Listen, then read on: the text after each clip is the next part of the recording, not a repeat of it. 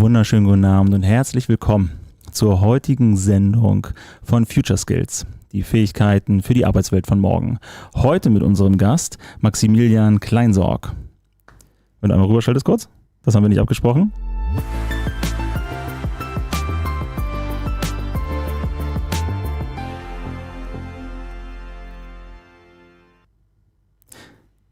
Ja, moin, freut mich dabei zu sein. Schön, dich zu sehen. Ich werde jetzt von jetzt nur noch Max sagen, weil ich auch mal wieder das Intro versaut habe.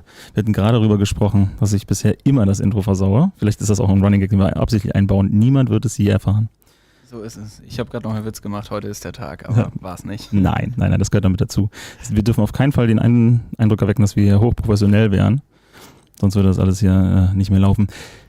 Schön, dass du da bist. Wir haben dich heute eingeladen, weil wir wollen mit dir tatsächlich Meta werden. Eine Sendung, eine Folge, auf die ich mich schon sehr lange freue, seitdem wir sie ausgemacht haben vor einer Weile. Und zwar reden wir heute ja in Future Skills über Future Skills. Was es ist, wie man sie erwirbt, im beruflichen, aber auch im akademischen Weiterbildungsbereich.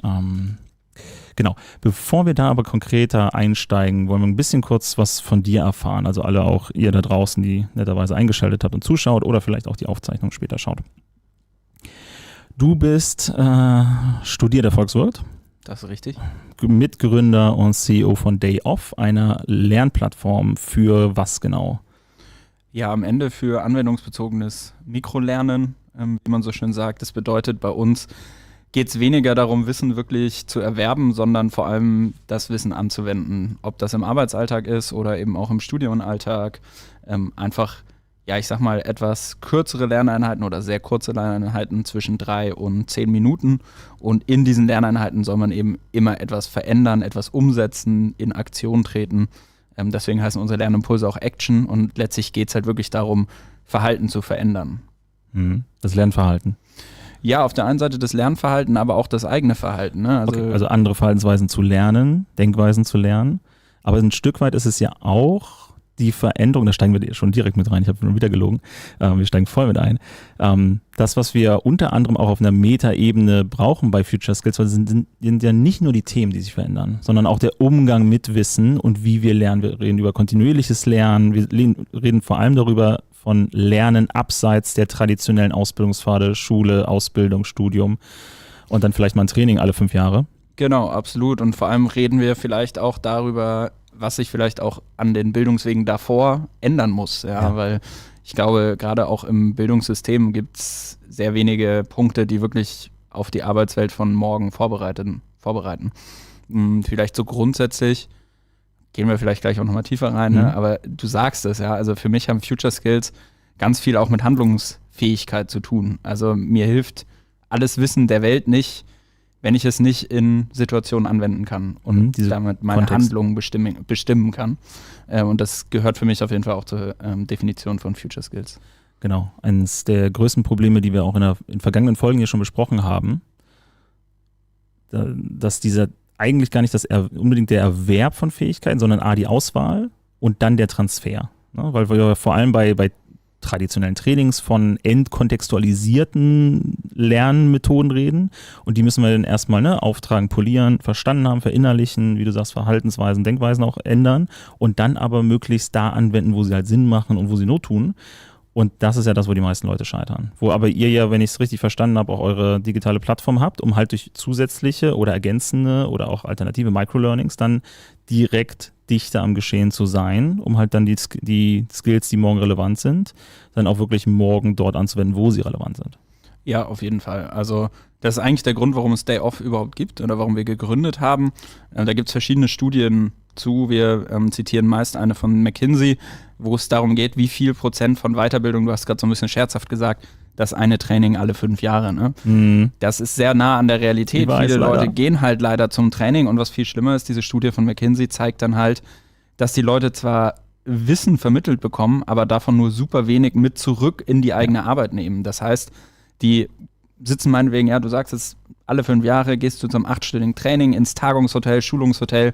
Vielleicht kommt der Trainer mittlerweile sogar ins Unternehmen oder es ist online und da bekomme ich dann erstmal super viel Input, super viel Wissen vermittelt. Und ich möchte gar nicht sagen, dass diese Trainings schlecht sind, Aber wenn ich 8 Stunden Druckbetankung habe, egal ob das in Breakout-Sessions oder im Frontalunterricht ist, dann tue ich mich danach schwer, alles davon wieder mitzunehmen und in meinen eigenen Arbeitsalltag zu integrieren, weil ich meine eigenen Routinen habe, weil ich jeden Tag die gleichen Aufgaben mache, die ich halt Tag für Tag so mache.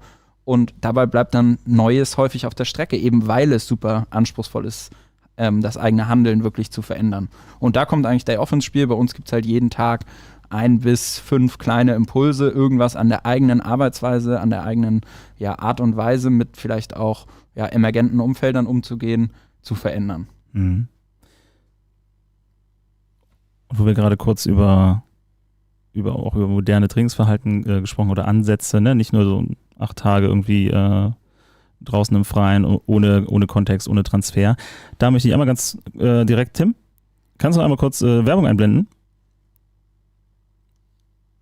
Das bringt uns nämlich dann direkt einmal spontan als Überleitung zu unserem heutigen Sponsor, weil wir die Future Skills ist nämlich eine Veranstaltungsreihe des gemeinnützigen Agiler Norden e.V. Wir machen das alles hier ehrenamtlich in unserer Freizeit, und um die Lichter anzulassen, um das hier alles auch für euch möglich zu machen, brauchen wir natürlich euch, aber auch finanzielle Unterstützung, und diesmal haben wir einen freundlichen Sponsor und der hat eine Nachricht für euch. Tim, bitte. Wir haben agile Teams, aber keine guten Ergebnisse. Auf die Dauer ist das ziemlich frustrierend. Das nervt total. Wie muss sich die Führung ändern, damit agile Teams richtig gut funktionieren? Delegation in die Teams führt zu mehr Autonomie. Damit die Autonomie funktioniert, setzen Sie Leitplanken. Und mit richtigen Leitplanken können Sie eigenständiges Handeln in den Teams fördern. In unseren Management 3.0 Schulungen lernen Sie moderne Führung. So richtig. So richtig.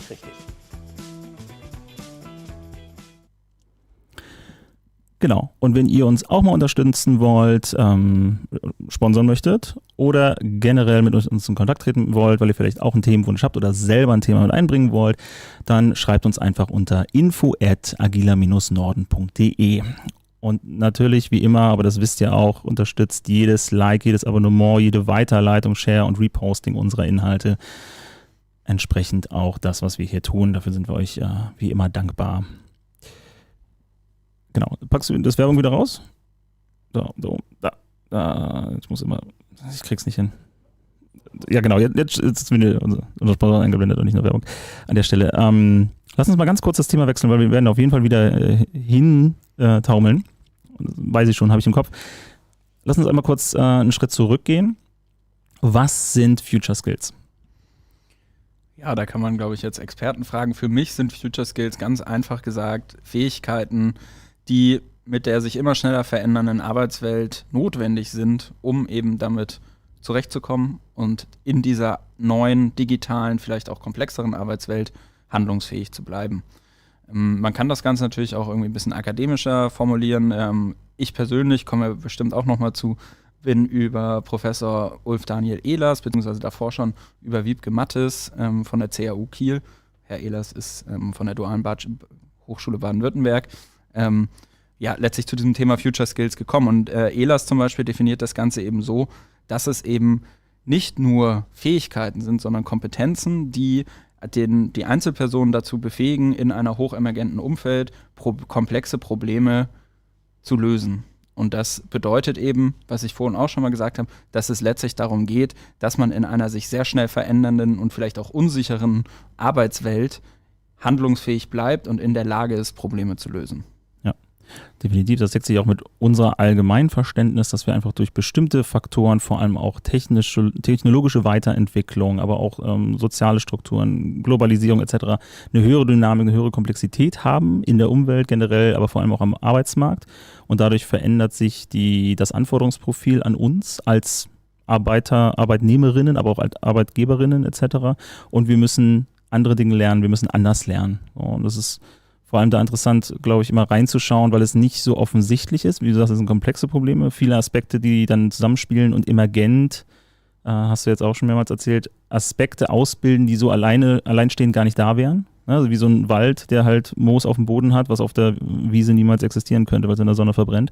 Und so haben wir hier auch, dass wir uns einerseits um KI Gedanken machen müssen, weil es jetzt ein neues Thema ist, aber auch die ganzen Randerscheinungen, die dann kaskadieren, damit mitkommen. Dass bestimmte Berufsgruppen davon eher betroffen sind und die sich natürlich dann auch umschauen müssen oder anders wieder Wert generieren müssen, indem sie sich komplett verändern, teilweise verändern, weiterentwickeln aber auch, ne? Und auch was wir dann mit dieser tendenziell gewonnenen Freizeit auch machen. Also es ist ja auch nicht alles schlimm, um auch mal dann das Thema anzuschneiden, dass Future Skills auch nicht unbedingt immer nur Arbeit sind, sich weiterzubilden, sondern halt auch Spaß machen können, aber auch einen Aspekt bringen von mehr Freiheit. Ne? Dadurch, dass ich wieder Wert generiere, dass ich auch mich rückbesinne auf das, was ich eigentlich wert bin, ne? Und nicht irgendwie 20 Jahre nach der Schule eigentlich gar nicht mehr weiß, was ich da mache, sondern voll im Trott drinne bin. Es gibt ja auch schöne Aspekte. Voll. Also wir konnten zum Beispiel gerade zeigen in einem Proof of Concept, also einem Testdurchlauf mit einem großen deutschen Unternehmen, dass die Leute, die unsere App nach dem Agile, witzigerweise ging es da um Agile Mindset, also letztlich darum, Agilität im Mindset zu verankern. Und ja, wir hatten eine Experimentalgruppe, die nach diesem Training 4 Wochen Day Off benutzt hat, um eben das Wissen zu verstetigen und die eigene Herangehensweise an die Arbeit zu verändern. Und das hat letztlich so weit geführt, dass sie nicht nur mehr vom Training mitgenommen haben und selber gesagt haben, sie haben mehr verändert, sondern sie haben vor allem auch gesagt, sie sind glücklicher mit der Art und Weise, wie sie mit ihrer Arbeit umgehen. Das heißt, sie waren selbst zufriedener mit ihrer Arbeit, einfach weil ihnen diese Agilität, dieses agile Mindset dabei geholfen hat, Aufgaben anders wahrzunehmen und anzugehen. Und das deckt sich auch mit meinen persönlichen Erfahrungen. Du hattest vorhin kurz angesprochen, diese Unsicherheit, die dadurch auch entsteht. Und das ist ja, was Leute dann auch in Schockstarre oder in eine Analyseparalyse versetzt. Jetzt habe ich dieses breite Feld. Ich weiß nicht, was KI bedeutet für mich oder wie sich meine Berufsgruppe weiterentwickelt und was für mich konkret vielleicht Future Skills sind, in die ich mich leicht weiterentwickeln kann oder in die ich auf jeden Fall weiterentwickeln muss. Aber diese Auseinandersetzung mit irgendwas in dem Bereich, ne, alleine schon, wenn man unsere Sendungen guckt zum Beispiel, sich ein bisschen aufschlaut, aber halt auch in seinem Arbeitsumfeld entsprechend damit auseinandersetzt, hilft ja, dass du einen Fuß auf den Boden bekommst. Und das merke ich immer wieder, dass da halt auch entsprechend auch modernere Maßnahmen dazu führen, dass einfach ein bisschen wieder erlebte Praxis reinkommt. Ne, dass so, wenn ich an meine Schulzeit zurückdenke, die ja auch schon ein paar Jährchen her ist, so, da schaudert's mir, da im Klassenraum zu sitzen, aber von einem Tag auf den anderen war es dann wahrscheinlich nur halb so schlimm. Ne, und so auch. Und das ist vor allem ein Aspekt über diesen lebenslangen Lernen, Lifelong Learning, dann auch häufig mit drin steckt. Die Leute, die da drin sind, haben da überhaupt keinen Stress mit. Die Leute, die aber da noch nicht drin sind, für die ist dieser Sprung so unsicher und so gefährlich und auch so angsteinflößend. Total. Ich glaube auch generell, dass eben so ein bisschen die Art und Weise, wie wir lernen, sich total verändert hat, auch durch die Digitalität, ne? Und dass wir in ganz vielen, gerade in Unternehmen und gerade in großen Unternehmen, mal neu definieren müssen, was ist eigentlich Arbeit, ja? Also ich weiß nicht, wie du es machst, aber wenn ich jetzt irgendein Problem habe mit einer Software oder irgendeinem Thema, an dem ich gerade arbeite, dann gehe ich zu YouTube und gucke mir im Zweifelsfall ein Video an, wo es erklärt wird, wie ich es besser machen kann. Wie viele große Unternehmen gibt es in Deutschland, wo man einen Arbeitnehmerin hätte, die ein YouTube-Video während der Arbeitszeit guckt und es nicht wegklickt, wenn der Chef reinkommt? Ja. Was total absurd ist, weil eigentlich ist es total gut, was sie macht. Ja? Sie versucht, sich selbst beizubringen, wie man in dem Beispiel Excel besser benutzt. Und dafür 5 Minuten bei YouTube zu verbringen, ist ja überhaupt keine verschwendete Arbeitszeit, weil wahrscheinlich macht sie es danach 100 Mal doppelt so schnell. Und das ist, glaube ich, so eine Kulturfrage auch, was Lernen angeht, die wir auf jeden Fall angehen müssen. Ja, aber die Plattformen werden da aktuell vor allem verteufelt. So, und YouTube ist ja sogar noch das Zugänglichste. So, wenn wir denn sagen, da sitzt einer und TikTokt. So, ja, dann geht es ja mal richtig ab. Da wird sofort die Stechuhr wieder ausgemacht. So, und ich weiß sogar noch, ist jetzt auch schon 15 Jahre her, aber ich wurde mal angezählt von einem zum Glück nicht meinen direkten Vorgesetzten, aber Ranghöheren, warum ich ein Buch lese in Arbeitszeit. So, ja, weil es ein Thema war, zu dem mich Kollegen gefragt haben. So, ich wollte mich da aufschlauen, bevor ich ihnen irgendeinen Scheiß erzähle. Ist ja auch richtig. Ja, also genauso muss eigentlich, es sein. Genau, aber es ist noch nicht überall angekommen. Und da würde mich mal deinen Eindruck interessieren, ist die mentale Hürde, also die Mindset-Hürde im Unternehmen, also bei den Führungskräften und bei der Struktur noch größer oder tatsächlich bei den Arbeitnehmerinnen, da die Hemmschwelle noch so hoch? Ich glaube, ich würde da einen Unterschied machen. Also erstmal, wir lernen alle super gerne, grundsätzlich. Ja? Auch Leute, die jetzt heute vielleicht so ein bisschen im Unternehmen sitzen und sich dem verweigern, denen würde ich eher sagen, den hat man abtrainiert zu lernen. Ja, definitiv. Und vor allem witzigerweise in einem anderen Kontext lernen die sofort und sehr gerne. Ne? Genau. Ich habe mir im Januar das Schlüsselbein gebrochen. Ich wusste vorher nicht sonderlich viel über Schlüsselbeine. Jetzt bist du Experte. Genau, jetzt bin ich Experte. Ne? Wenn dich ein Thema interessiert, betrifft, wie auch immer, dann lerne ich natürlich. Kannst du auch mal kurz die Tür zu machen, die Möwen kommen rein. Kann ich natürlich sehr schnell, sehr effizient lernen. Ne?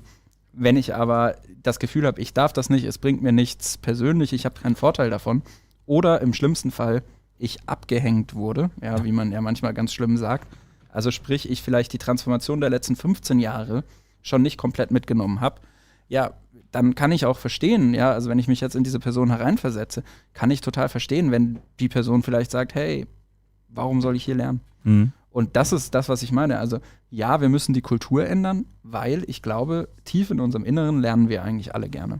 Ja, genau. Und wir müssen es vor allem in diesem Kontext der Arbeit oder im Arbeitskontext wieder erlauben lassen, mehr, dass da gelernt werden kann. Und dass es vor allem kein Gesichtsverlust ist. Weil von meiner Seite mal die Frage nochmal zu beantworten. Für mich, mein Eindruck ist in den letzten Monaten stärker, dass es von Seiten der Organisation, vor allem der Führungskräfte, weil da sitzen Leute, die seit Wochen, Monaten, Jahren aus ihrem operativen Bereich raus sind, der sie häufig ja in den Firmen, variiert immer von Branche zu Branche und auch Unternehmensgröße, aber häufig ja bist du über die operative Kraft reingekommen in die Führungsposition, weil du so gut bist du halt Senior plus, ne, plus disziplinarisch, und dann gehst du da irgendwann deinen Karrierepfad weiter und dadurch wird der Abstand immer größer. Und wenn du dann jetzt nach Jahren was Neues lernen sollst, dann ist das natürlich ein tendenzieller Gesichtsverlust, weil du hast kein Team, mit dem du arbeitest, weil meistens bist du auf einer Wolf-Position. Witzigerweise im Akademischen, genauso wie in der Forschung, wie auch in den Führungsstrukturen in den Unternehmen, dass wir da so Elfenbeintürme aufbauen, die sowas komplett verhindern in vielen Punkten. Und da dann diese Überwindung aufzubauen und das wirklich auch vorzuleben, weil dieser Strahleffekt ist ja der wichtige. Ich habe eher den Eindruck, dass die Leute gerne mal auch das Handy rausholen und klar auch auf TikTok dann zweimal weiter scrollen, aber dass sie vor allem erstmal suchen, was für ihr Problem relevant ist und ja, auch für YouTube dann Video gucken so und so weiter. Aber dass es vor allem heimlicher gemacht wird, weil die Unternehmen selber das noch nicht dulden und dass es vor allem von den Führungskräften getrieben wird.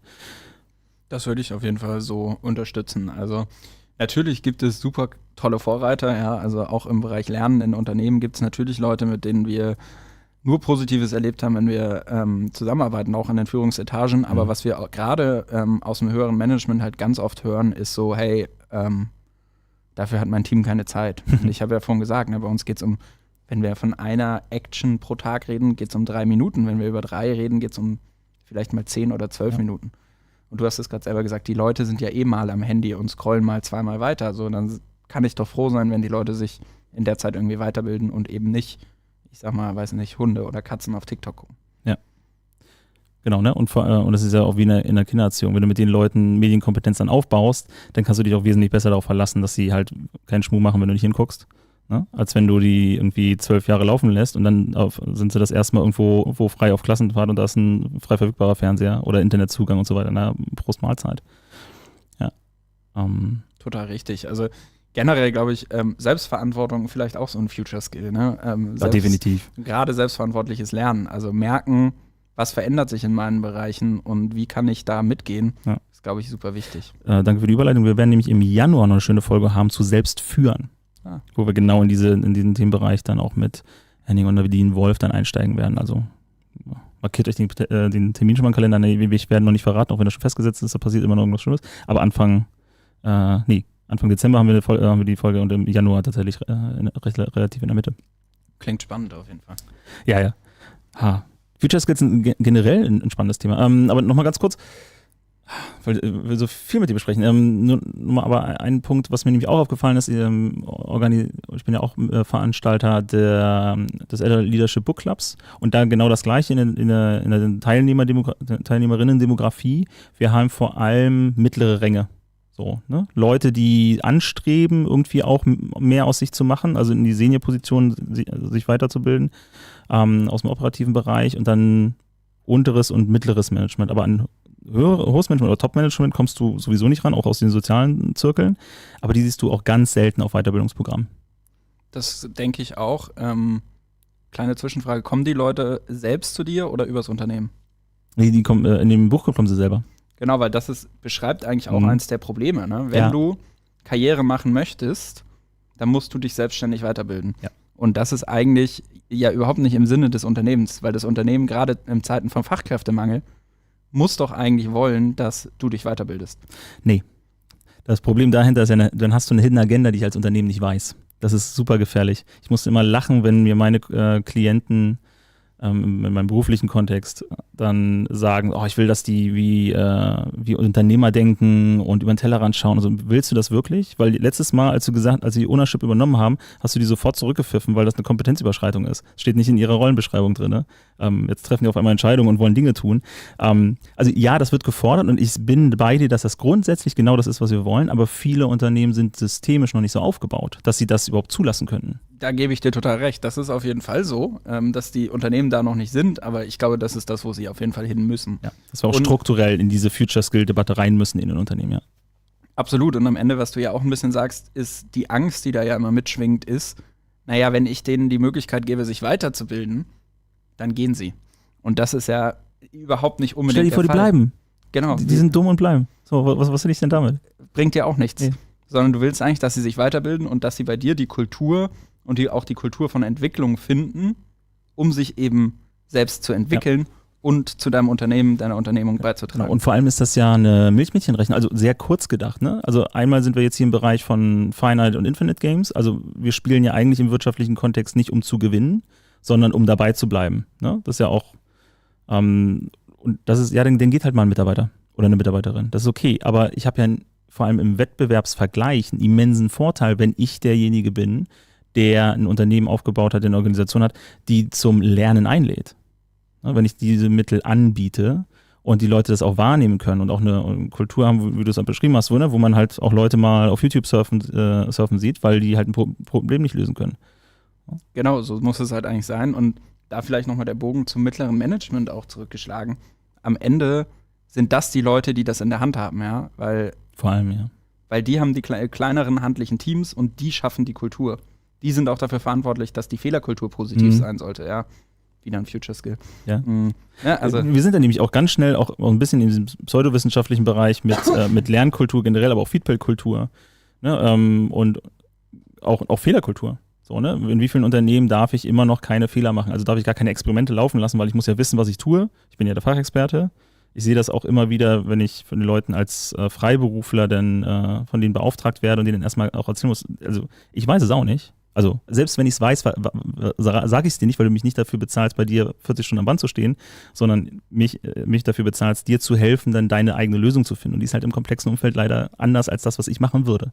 So, genau. Weil ich andere Erfahrungen mitbringe, anderes Wissen und so weiter. Und das muss man dann entsprechend auch individuell gestalten. Ja, Fehlerkultur, positive Fehlerkultur, eine meiner Lieblingsmethoden eigentlich.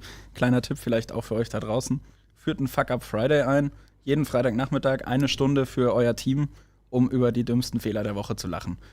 Ist am Anfang ein bisschen komisch, aber öffnet die ganze Fehlerkultur auf jeden Fall brutal positiv. Ja, dieses Etablieren, dass das normal ist, dass das okay ist.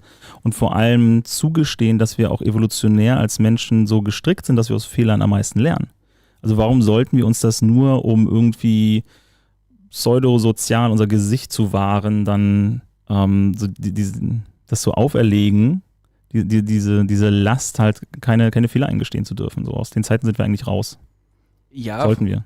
Absolut. Und ich meine, am Ende Trial and Error ist ein Prinzip, das gibt es eigentlich schon immer. Und davon auszugehen, gerade, und ich würde jetzt mal die These aufstellen, dass es schon auch ein deutsches Thema ist. Tatsächlich. Kulturell natürlich, ja. Es ist, glaube ich, kulturell gerade in Deutschland so, ne, dass man perfekt zu sein hat, dass Fehler eben nicht passieren. Mhm. Und das siehst du zum Beispiel auch, ja, ich komme ja aus dem Startup-Bereich. In Deutschland mit einem Startup scheitern ist was ganz anderes. Auch mit genau, klassischen Unternehmen, ne? Anonyme Insolvenzler und sowas. Das genau. Gesichtsverlust ohne Ende. Auch und auf dem anderen Extrem der Skala ja auch Demut üben, generell nicht zu laut zu sein. Wenn du was gelernt hast, weil dann bist du halt der Klugscheißer und der Streber, oder wenn du zu doof bist oder einen Fehler gemacht hast, dann darfst du auch nicht so laut sein, obwohl du damit eigentlich dann in der Gruppe lernen könntest. Wenn du allen erzählst, dass du gerade fast gestorben wärst in Anführungszeichen mit dem Unternehmen fast pleite gegangen wärst und gerade noch so die Gruppe, das sind ja die Sachen, an denen alle anderen auch lernen könnten und partizipieren.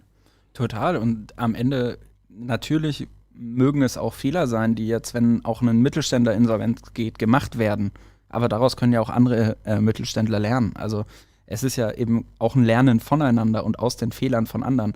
Wir müssen in einem Team nicht den gleichen Fehler zweimal machen, weil wir freitags drüber geredet haben, ja, was passiert ist. Und dann macht vielleicht Person B den Fehler nicht mehr, weil sie sich daran erinnert, dass halt Person A den Fehler letzte Woche gemacht hat. Genau, ne? Und alleine durch dieses Partizipieren von den Erfahrungen, ne, habe ich nicht nur die theoretische Erfahrung gemacht, sondern auch die praktische, weil ich dich dabei beobachten konnte. Ich habe den Fehler nicht selber gemacht, aber ich habe ihn gesehen, wie du ihn mir nachvollzogen hast, wie du ihn nochmal erzählt hast. Und ja, dadurch geht es ja auch, also knüpfen die Synapsen ja auch auf ganz anderen Ebenen an, zusätzlich. Und das machen wir noch viel zu wenig, vor allem in Deutschland, ja. Ist aber genauso auch Lernmethoden, wenn wir jetzt nur mal, weil Startup ja auch dann vor allem Silicon Valley US involviert ist oder beeinflusst. Da haben wir auch eine ganz andere Coaching-Kultur. So, das ist ganz normal, dass du einen Therapeuten hast. Also es ist viel üblicher, dass du auch mal in Therapie warst, dass du das auch erzählst, dass du einen Coach hast, dass du, wenn auch einen spirituellen Beeinflusser, ich will nicht so viel Englisch reden, Influencer und so weiter, dann hast. Das ist in Deutschland ja noch immer ein fast Tabuthema. Ja, das Gefühl habe ich auch. Also ich muss tatsächlich sagen, ich habe ja mit 2 Diplompsychologen zusammen gegründet. Ich sag mal, bei uns im Umfeld gibt es natürlich viele Menschen, die sich mit der Thematik auseinandersetzen. Für mich selber ist es eigentlich gar kein Thema mehr. Also auch im Freundeskreis, so wird da relativ offen mittlerweile drüber gesprochen. Aber ich weiß auch, dass wir da absolut alleine sind. Ja, zu Hause oder in der Elterngeneration, sage ich mal, war das sicherlich noch was ganz anderes. Und ich habe witzigerweise neulich, kleines Guilty Pleasure hier, ich gucke ganz gerne True Crime Podcast und ich habe neulich einen True Crime Podcast gehört, wo es letztlich darum ging, dass die Leute, wenn sie ihre Fehler machen, dazu letztlich in so einen Kreislauf kommen können, wo sie gar nicht mehr rauskommen. Ja, du machst einen Fehler, du schweigst darüber.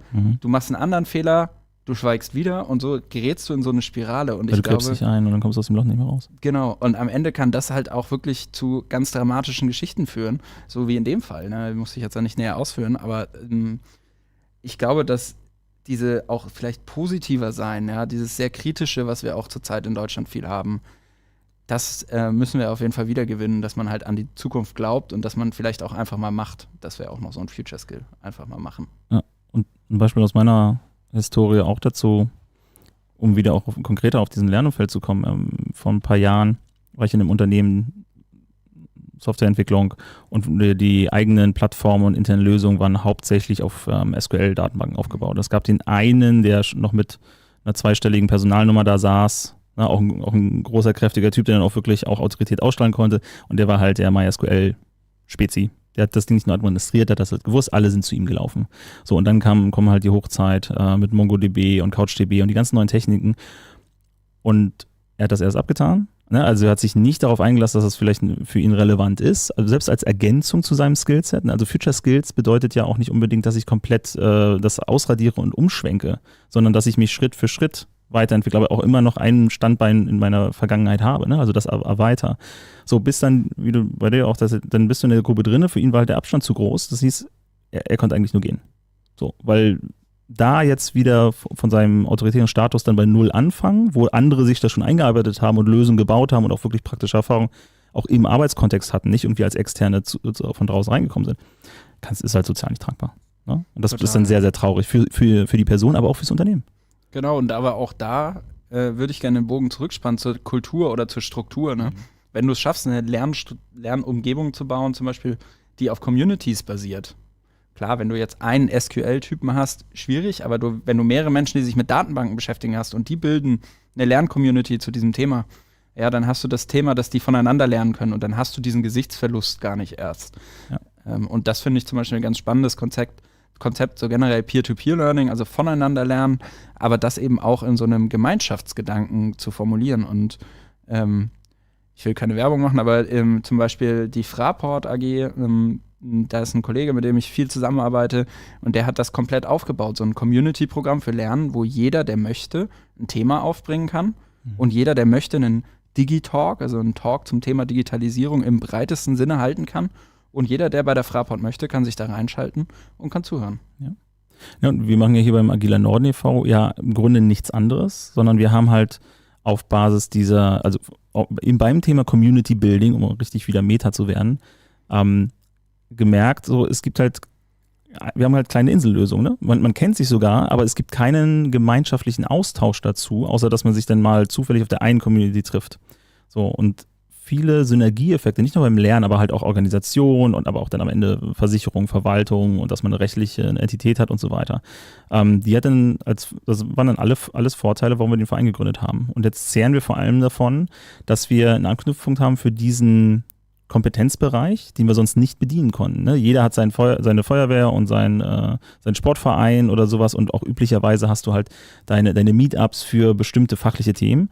Aber es gibt ganz viel wie Eventmanagement und Orga-Themen oder vor allem auch bei Führung, wo gar kein Austausch stattfindet, weil die üblicherweise oder historisch nicht so einladend waren, um sich als Community zu treffen. Bei Führung ja auch ganz viel, ne, um nicht nur auf den Führungskräften rumzuhacken, so ich verstehe es ja auch, historisch ist es halt auch keine eine Disziplin, die vor allem auch in Deutschland so in Elfenbeintürmen aufgebaut ist. Ne, und jeder ist so in seinem Fachbereich der einsame Wolf oder der Chefarzt. Und ne, dann geht das, da ist halt kein Teamgefüge drin, wie in anderen Kompetenzbereichen, Domänen oder Bereichen. Aber vor allem geht es ja da dann auch wieder rechtlich. Ne? Ich darf nicht alles austauschen, so unbedingt. Ich habe den Datenschutz, ich habe Betriebsgeheimnis und so weiter. Und dann sind die Leute schon wieder, vor allem abends, dann irgendwie bei 3 Bier, da rutscht mir vielleicht doch was aus, also bleibe ich lieber zu Hause. Oder rede nur mit meinen Kumpels auf dem Golfplatz, von denen ich genau weiß. Ja, dann bleibe ich in meiner kleinen Clique. So, aber dann komme ich nicht in diesen Austausch rein, den ich aber eigentlich brauche.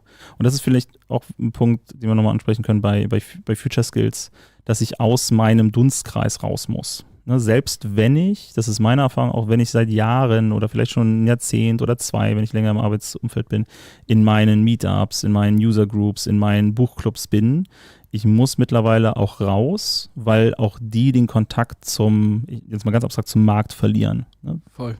Kennst du die Working Out Loud Methode? Ja, das ist so ein Beispiel, finde ich, für mich. Perfekt, ja. Kannst du das einmal für die Zuschauer kurz erklären, die es nicht wissen? Auf jeden Fall. Also Working Out Loud ist letztlich eine Methodik, da trifft man sich in regelmäßigen Abständen mit Menschen, die aus einem ähnlichen beruflichen Kontext kommen, aber also ähnliche Aufgaben haben, ähnliche Profile haben, aber eben in unterschiedlichen Unternehmen arbeiten. Und man tauscht sich da dann entweder themengebunden oder aber auch ganz frei zu den Herausforderungen und eben Möglichkeiten im eigenen Bereich aus. Mhm. Ja, ein wunderbares Ding, um einfach mal zu gucken, mit wem sollte ich mich da noch austauschen, weil das ist halt üblicherweise eine Methode in meiner Erfahrung, die nicht mit denen funktioniert, mit denen du sowieso mal zu tun hast. So, genau. Also letztlich, gibt es, glaube ich, auch auf LinkedIn mittlerweile Working Out Loud Gruppen. Ja, Meetup, LinkedIn, die üblichen Plattformen, ja. Genau, wo man sich dann eben einfach connectet und kann gut sein, dass man sich vorher eben gar nicht kennt. Und das ist eben genau, klar, die Leute haben ähnliche Herausforderungen, haben vielleicht auch ähnliche Chancen. Ja, wir reden ja gerne immer über die Herausforderungen, aber geht natürlich genauso um Chancen. Weil sie. Aber da sind wir wieder in Deutschland, wir meckern halt gerne, dass Negative ist im Vordergrund. Genau. Herausforderungen sind auch nur dornige Chancen oder so, das hat mal jemand gesagt, habe ich gehört. Letztlich geht es halt genau darum. Leute, die ähnliche Herausforderungen und Chancen haben und wie kann ich die nutzen, die ich aber noch gar nie getroffen habe, weil was ja passiert, was du sagst mit diesem Dunstkreis, in dem man immer gleich bleibt. Natürlich haben wir vielleicht ähnliche Herausforderungen und Chancen, aber wir haben irgendwann so oft drüber geredet, dass wir die halt auch genau gleich angehen. Mhm. Und das ist genau das, was man eigentlich ändern muss. Gibt es auch andere aus der, deutschen Unternehmenslandschaft, großartige Beispiele, den Bosch Club zum Beispiel. Was macht der? Das sind 2 ganz wunderbare Kolleginnen, also die zusammen ganz ähnlich wie bei der Fraport in dem Beispiel einfach die Möglichkeit geschaffen haben, sich für Bosch-Mitarbeiter zu irgendeinem Thema eine Session zu blocken, zu sagen, hey, darüber mache ich 1 Stunde einen Vortrag und es kann sich anmelden, wer möchte. Im ganzen Unternehmen kann eben einfach in so einen Meet-Link dann reingehen und sich das anhören und sich dazu austauschen. Und das ist, wenn ich das jetzt richtig mitbekommen habe, befindet sich das in der Weiterentwicklung mit eben 2, 3 anderen deutschen Konzernen, wo es eben dann eben sogar möglich sein soll, über Unternehmensgrenzen hinweg sich auszutauschen. Das ist ja auch ein Thema, das wir bei uns im Verein immer wieder sehen. Und auch so ein Randaspekt, den wir mit aufgreifen wollten, aber bisher uns auch sehr schwer tun, aber wir sind da dran. Und das ist zum Beispiel auch Hospitieren. Wenn Leute, vor allem für einen Quereinstieg, da Interesse haben an einem neuen Fachgebiet, noch einer neuen Kompetenzdomäne, aber es ist so unsagbar schwierig, in die Unternehmen reinzukommen, selbst für unbezahlte Kräfte. Die Leute sagen, ich bin hier 40 plus, aber ich mache ein Praktikum bei euch gratis. So, ja, weiß ich nicht, da hat keiner Zeit für. Und auf der anderen Seite, wenn du dir auch anguckst, wie viele, vor allem auch im IT-Bereich heutzutage in Deutschland, überhaupt noch Ausbilderinnen haben, um auszubilden. Und dann können wir mal von den ganzen Fastrentnern reden, die wir nicht genutzt bekommen, weil sobald die körperlich abbauen, schieben wir die irgendwie aufs Gleis in vielen Unternehmen, obwohl da so viel Wissen, also auch historischer Kontext, ne, weil die länger am Markt sind als 10 Jahre, als die meisten von uns und dafür auch ganz andere Trends und also vor allem saisonale Effekte auch mitbekommen und sowas wie auch technologische Änderungen wie KI, vielleicht nicht inhaltlich, aber im Gesamtkontext ganz anders bewerten können. Ja, das auf jeden Fall. Also ich glaube, gerade dieses Thema mit alternden Mitarbeitenden, ja, die natürlich sich vielleicht manchmal schwerer tun, als Junge was Neues zu lernen, aber deren Erfahrung und deren Wissen zu nutzen, ist, glaube ich, super, super wichtig. Genau, vor allem, wenn wir dann auch von den Metathemen reden, zum Beispiel zu lernen. Genau. Weil die haben schon mehrmals im Leben neu lernen müssen, viele von denen.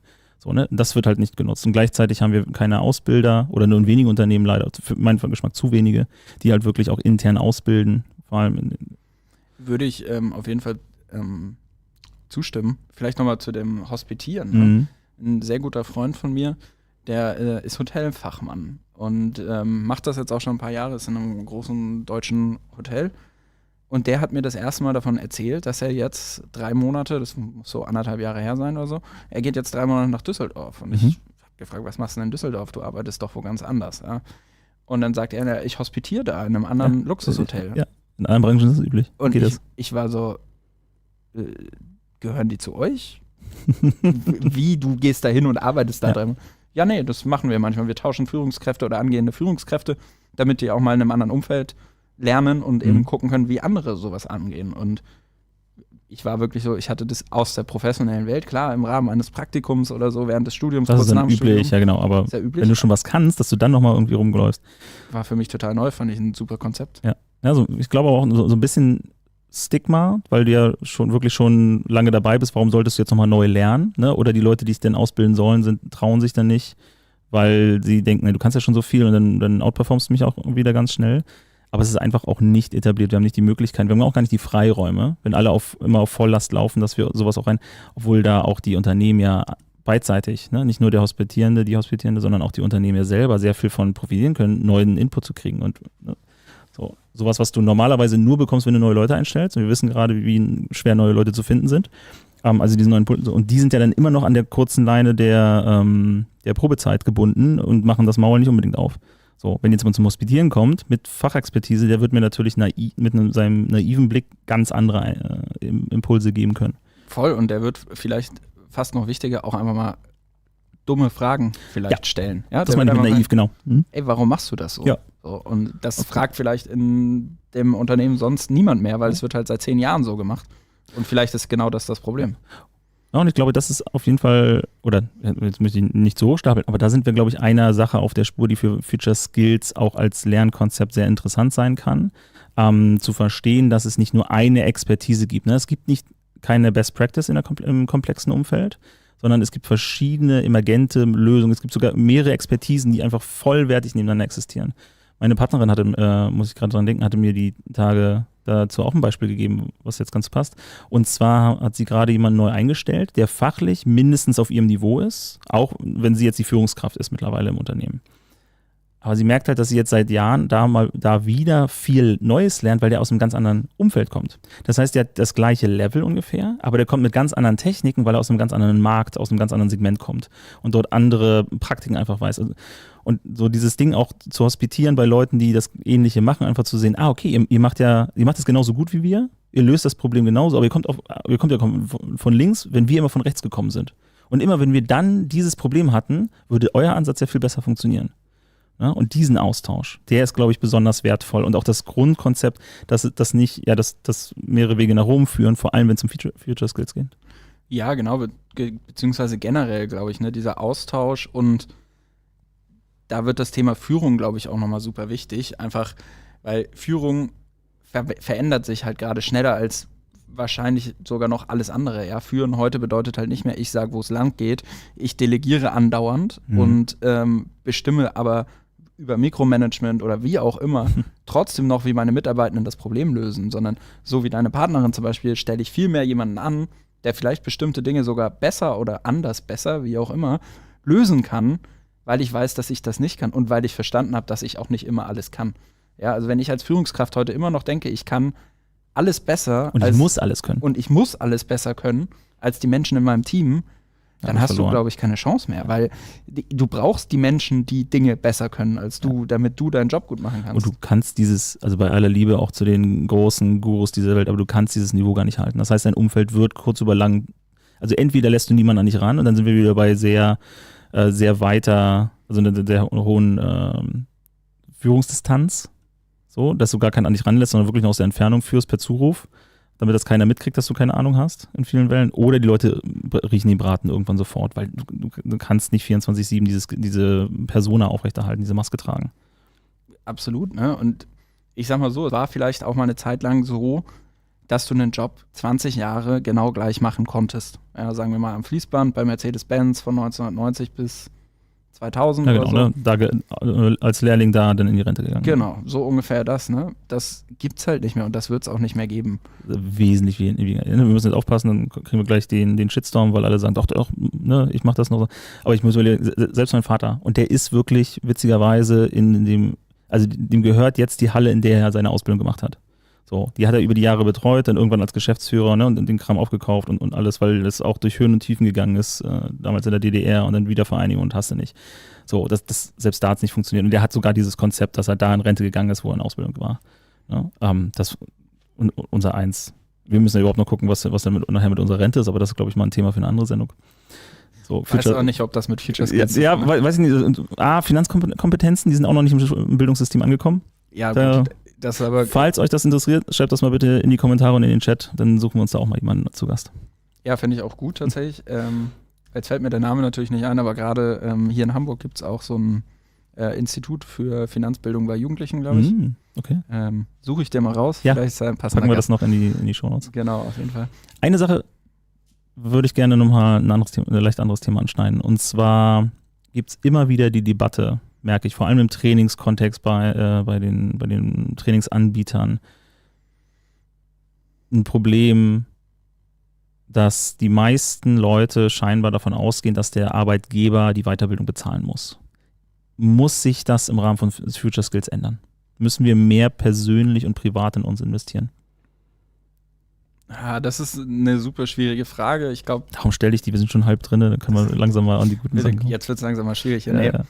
Also auf der einen Seite bin ich geneigt dazu, Ja zu sagen. Ja, also ich finde schon, dass auch im Privaten gibt es Gründe, Future Skills zu erwerben. Ja, das muss nicht die Karriere sein. Wir haben ja die Hidden Agenda schon angesprochen. Ne? Vielleicht möchte ich persönlich auch was anderes, mich anders weiterentwickeln, als der Pfad meines Arbeitgebers, meiner Arbeitgeberin gerade vorsieht. Genau. Und ich habe tatsächlich auf dem Weg hierher einen Podcast gehört, Future Learning Design, Podcast von Tim Logan, heißt er, glaube ich. Unter anderem mit Ulf Daniel Ehlers und seiner Mitarbeiterin Laura Altbrecht. Und da ging es eben darum, dass das genau das ist, was jetzt gerade passiert. Ja? Jetzt gerade ist es eigentlich so, dass sich Unternehmen, Arbeitgeber darauf verlassen, dass die Mitarbeitenden diese Future Skills, diese Skills der Zukunft sich aneignen und mitbringen. Mhm. Und wir stehen aber vor so krassen Herausforderungen auf der Welt, ja, ob das jetzt der Klimawandel ist, die digitale Transformation, generell die Krisen auf dem ganzen Planeten, dass wir eben irgendwie ein Mittel finden müssen, dass Future Skills überall ankommen. Und ich glaube, wenn wir uns aufs Bildungssystem und auf die Privatwelt der Menschen verlassen, denen es gerade in Europa und Amerika super gut geht im Vergleich, sind wir ein bisschen verloren, weil wir müssen den Menschen in einem Kollektiv beibringen, wie man anders handelt und wie man vielleicht auch da vielleicht zum Thema Future Skills, ne? Für mich sind Future Skills auf jeden Fall auch Fähigkeiten, die uns dazu befähigen, nachhaltiger und vielleicht auch, ja, ich sag mal, in einem gröberen Sinne gemeinschaftlicher zusammenzuleben und zu arbeiten. Mhm. Und dafür braucht es das Kollektiv. Und deswegen glaube ich, ja, natürlich ist es schön, wenn wir irgendwann an einen Punkt kommen, dass Menschen sagen, hey, ich habe wieder Bock auf Lernen und ich mache das für mich und ich gehe dafür vielleicht auch ins Finanzielle. Aber wir brauchen auch die Unternehmen, weil am Ende verbringen wir fast alle 40 Stunden die Woche bei der Arbeit. Und da hast du ein wahnsinniges Kollektiv.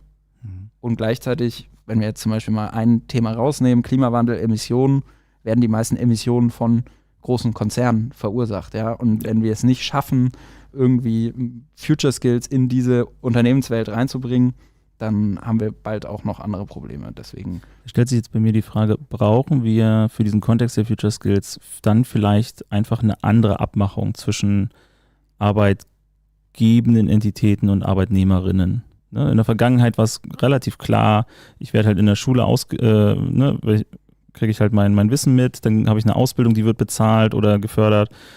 Wenn ich studiert habe, dann ist es vielleicht noch ein bisschen Erwartungshaltung, dass ich selber auch Motivation und Eigenleistung mitbringe, so. Aber danach ist es vor allem dann Sache, dass der Arbeitsplatz mich weiter ausbildet. Dass wir da eine andere Vereinbarung treffen, dass bestimmte Sachen doch von den Leuten privat oder auch ergänzend gelernt werden und dass die Leute sich also mit einer gewissen Mehrbereitschaft an den Arbeitsplatz begeben.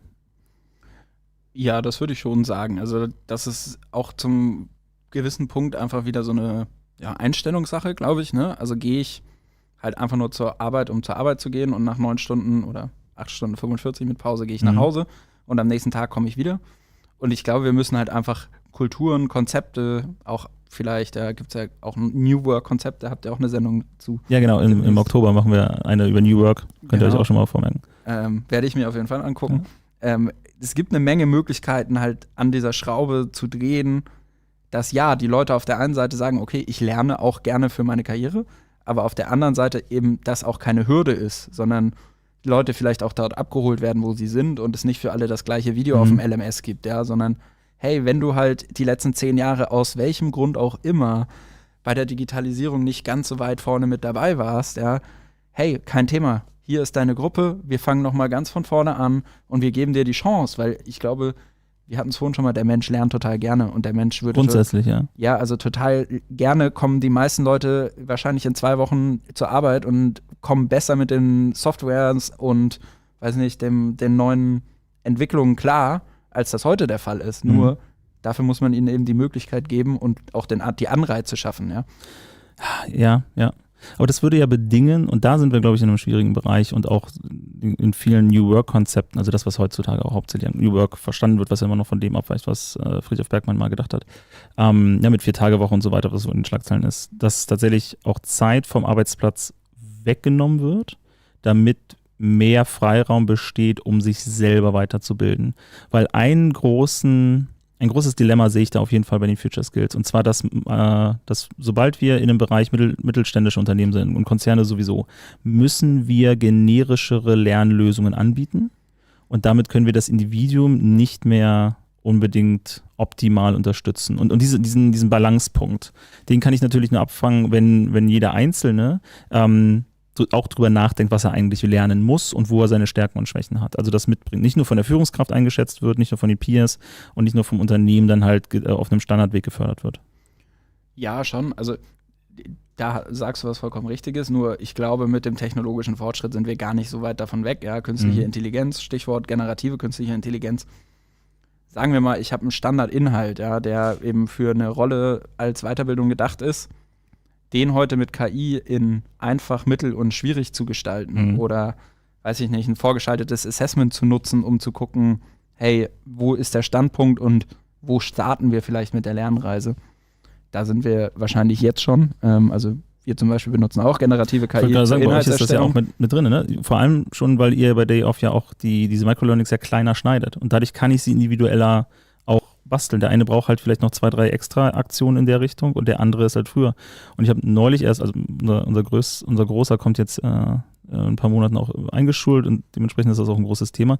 Aber selbst da haben sich auch schon das Schulsystem auch stark gewandelt, ne? Dass da viel mehr Freiraum ist und du nicht mehr bis die Glocke läutet sitzen bleiben musst, sondern wenn du früher fertig bist, kannst du vielleicht doch mal aufstehen. Und rausgehen und frische Luft schnappen oder kriegst noch eine extra Aufgabe. Ne? Und früher wurdest du eigentlich damit belohnt, in Anführungszeichen, wenn du früher fertig warst, weil das weiß ich noch aus Matheunterricht, wo ich gute Mathe war, habe ich irgendwann aufgehört, gute Mathe zu sein, weil die einzige Belohnung, die ich gekriegt habe, ist noch mehr Arbeit. Was soll denn der Quatsch? Hier hast du noch ein paar Zusatzaufgaben. Ja, genau. Ja, so. Und wenn das nicht genau meine Motivation ist in dem Moment, sondern ich wollte schnell fertig sein, damit ich einfach mal abschalten konnte, so 12:30 Uhr. Ja, herzlichen Dank auch. Also bei Schulbildung bin ich tatsächlich persönlich nicht der beste Experte, auch wenn ich glaube, da geht noch einiges an Agilität und Definitiv. Flexibilität. Das ist erstmal dahingestellt. Aber ich finde, man merkt es ja selbst in der Uni, Genau, Bologna, Bachelor, Master, alles schön und gut, aber wenn ich jetzt mir zum Beispiel angucke, jemand studiert BWL und der weiß, na gut, ich habe irgendwie meine 6 Grundlagenkurse im ersten Semester und dann habe ich im 2. Semester nochmal ein bisschen Grundlagen, im 3. Semester habe ich dann Marketing und im 6. Semester habe ich irgendwie, weiß ich nicht, Finanzwirtschaft. Und das weiß ich am ersten Tag meines Studiums und das bleibt auch so. Herzlichen Dank. Und im Zweifelsfall, ich lüge nicht, ich hatte eine Professorin, die hat im Jahr 2019 einen Overhead-Projektor benutzt. Und das ist kein Einzelfall. Und okay, ja, vielleicht sind manche Leute jetzt auf dem Beamer, aber dann steht auf den Folien das Gleiche wie früher auf dem Overhead. Und im Marketing Corona hat uns gezeigt, was auch die Bildungseinrichtungen an Kompetenz haben. Das sowieso. Also Corona hat dann nochmal gezeigt, wie schwer es umzusteigen war, weil niemand darauf vorbereitet war. Am Ende haben sie es irgendwie hingekriegt. Aber vor allem hat es nichts mehr mit der volatilen Arbeitswelt zu tun. Ja? Man sagt ja auch VUCA-Arbeitswelt. Ja? Ich sage immer, noch ein ganz anderes Thema. Genau, ich sage einfach immer so, hey, eigentlich realistisch wäre, wenn nach 10 Minuten in der Marketingklausur der Prof reinkommt und sagt, hey, die Kundenanforderungen haben sich verändert, die Klausur auch. Bitte von vorne anfangen. Ja. Das wäre ein Beispiel aus der echten Welt, ja. Hier die Legende von Einstein, dass er jedes Jahr die gleiche Klausur hat schreiben lassen und dann gefragt wurde, warum. Weil sich halt jedes Jahr die Antworten ändern. Ja. Weil halt auch der akademische Grad halt da sich weiterentwickelt. Und ich hatte einmal in der Uni das Glück, da auch ein Konzept kennenzulernen, was ich nie wieder gesehen habe, was ich unschlagbar gut fand. Und zwar, dass du mehr als einen Professor vorne stehen hattest. Und die sich dann wirklich gebettelt haben. Das heißt, du hattest dann zum Marketing-Prof, hattest du auch noch die Kollegin aus dem Operations Management. Und die haben einfach unterschiedliche Perspektiven. Und dann kommt vielleicht noch beim nächsten Mal der Jurist mit rein, ja, der selber auch noch irgendwie hier Teilzeit da am Landesgericht arbeitet und sagt, okay, und so sieht das halt in meiner Praxis aus, wenn die Leute dann sich streiten. Ne? Ist ja schön und gut, wenn ihr euch da einigt und so weiter, aber dann so, das ist das andere Extrem. So, und versuchst halt auch am Point of Sale. Wie ist denn ein Point of Sale fürs Lernen? Also dort, wo die Synapsen gebildet werden, in dem Moment tatsächlich auch versuchst, nah an diese Komplexität des tatsächlichen Einsatzmomentes dann ranzukommen, wo dann mehrere Aspekte sich kreuzen und du auch abwägen musst.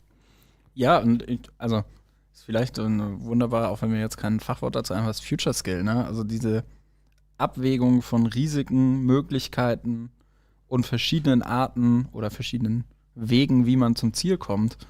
Ich glaube, das letztlich ist diese Handlungsfähigkeit, die wir ganz am Anfang beschrieben haben. Ja? Genau, wir haben ja schon mal drüber gesprochen, es gibt nicht die eine perfekte Lösung, sondern du musst verstehen, es gibt mehrere gute.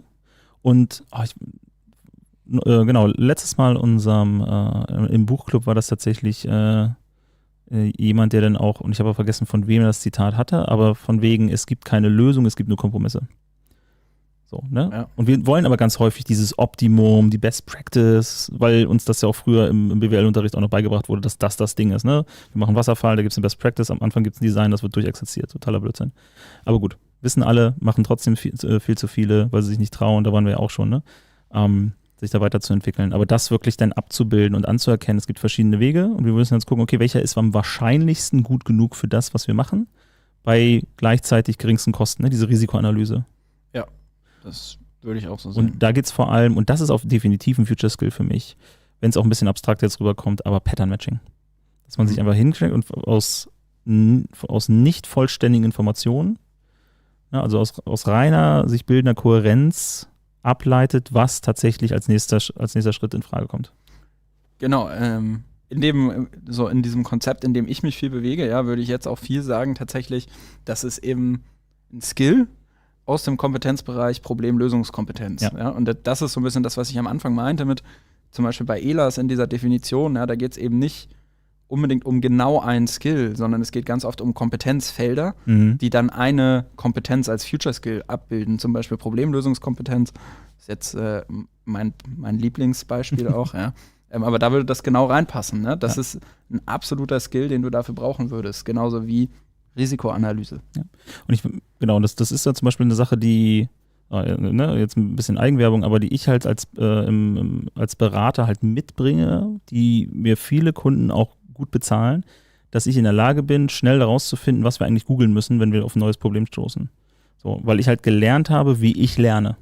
Und da merke ich, das ist was, wo viele Leute viel Geld für bezahlen, weil sie es nicht verstanden haben, wie sie lernen und wie sie vor allem Dinge lernen, weil sie vielleicht auch nie was Neues lernen mussten, sondern nur darauf warten, dass einer diesen Korridor aufmacht, in dem sie dann ihre Expertise durchexerzieren können. Und wenn das als Zahlenguru, als CFO ist oder tatsächlich als Überingenieur, aber so spezialisiert sind, und das knallt natürlich jetzt an, wenn wir dann über die Notwendigkeit sprechen, warum wir überhaupt Future Skills brauchen, ne? Diese neue Komplexität, die dadurch entsteht. Ist auch ein super schönes Beispiel für die Weiterentwicklung, ne? Von dem Ganzen. Wahrscheinlich hätte man vor 5 Jahren noch gesagt, hey, richtig googeln können ist ein absoluter Future Skill. So, heute würde ich sogar schon fast sagen, naja gut, wenn du gut googeln kannst, ist das eine gute Fähigkeit, gute Kompetenz. Wenn du KI richtig benutzen kannst, ja. Um so ein Problem zu lösen, dann bist du jetzt eben schon wieder dann einen Schritt weiter. Ne? Machst du wahrscheinlich auch, würde ich jetzt an. Ja, beziehungsweise sogar, dann sind wir aber, glaube ich, für mich wieder in der Mustererkennung, dass ich verstehe, was für eine Art Problem das ist und ob ich das googeln muss, TikToken, YouTuben oder eine KI-Frage. Wo krieg ich persönlich mit meinen Fähigkeiten, auch zum Beispiel Prompts zu definieren aktuell oder halt meinen fehlenden Fähigkeiten dazu, dann entsprechend auch die Ergebnisse, die mich am ehesten weiterbringen. Aber alleine das, und da sind wir beim nächsten Future Skill, wie heißt es denn? Probabilistic Thinking, also in Wahrscheinlichkeiten zu denken und nicht in Absoluten. Weil das ist immer noch das, was uns beigebracht wird, auch vom Bildungssystem. Ne? In der Schule lernst du halt, 1 plus 1 ist 1 und es gibt immer die eine Lösung. Vielleicht hast du noch, 1 plus 1 ist 2. Siehst du?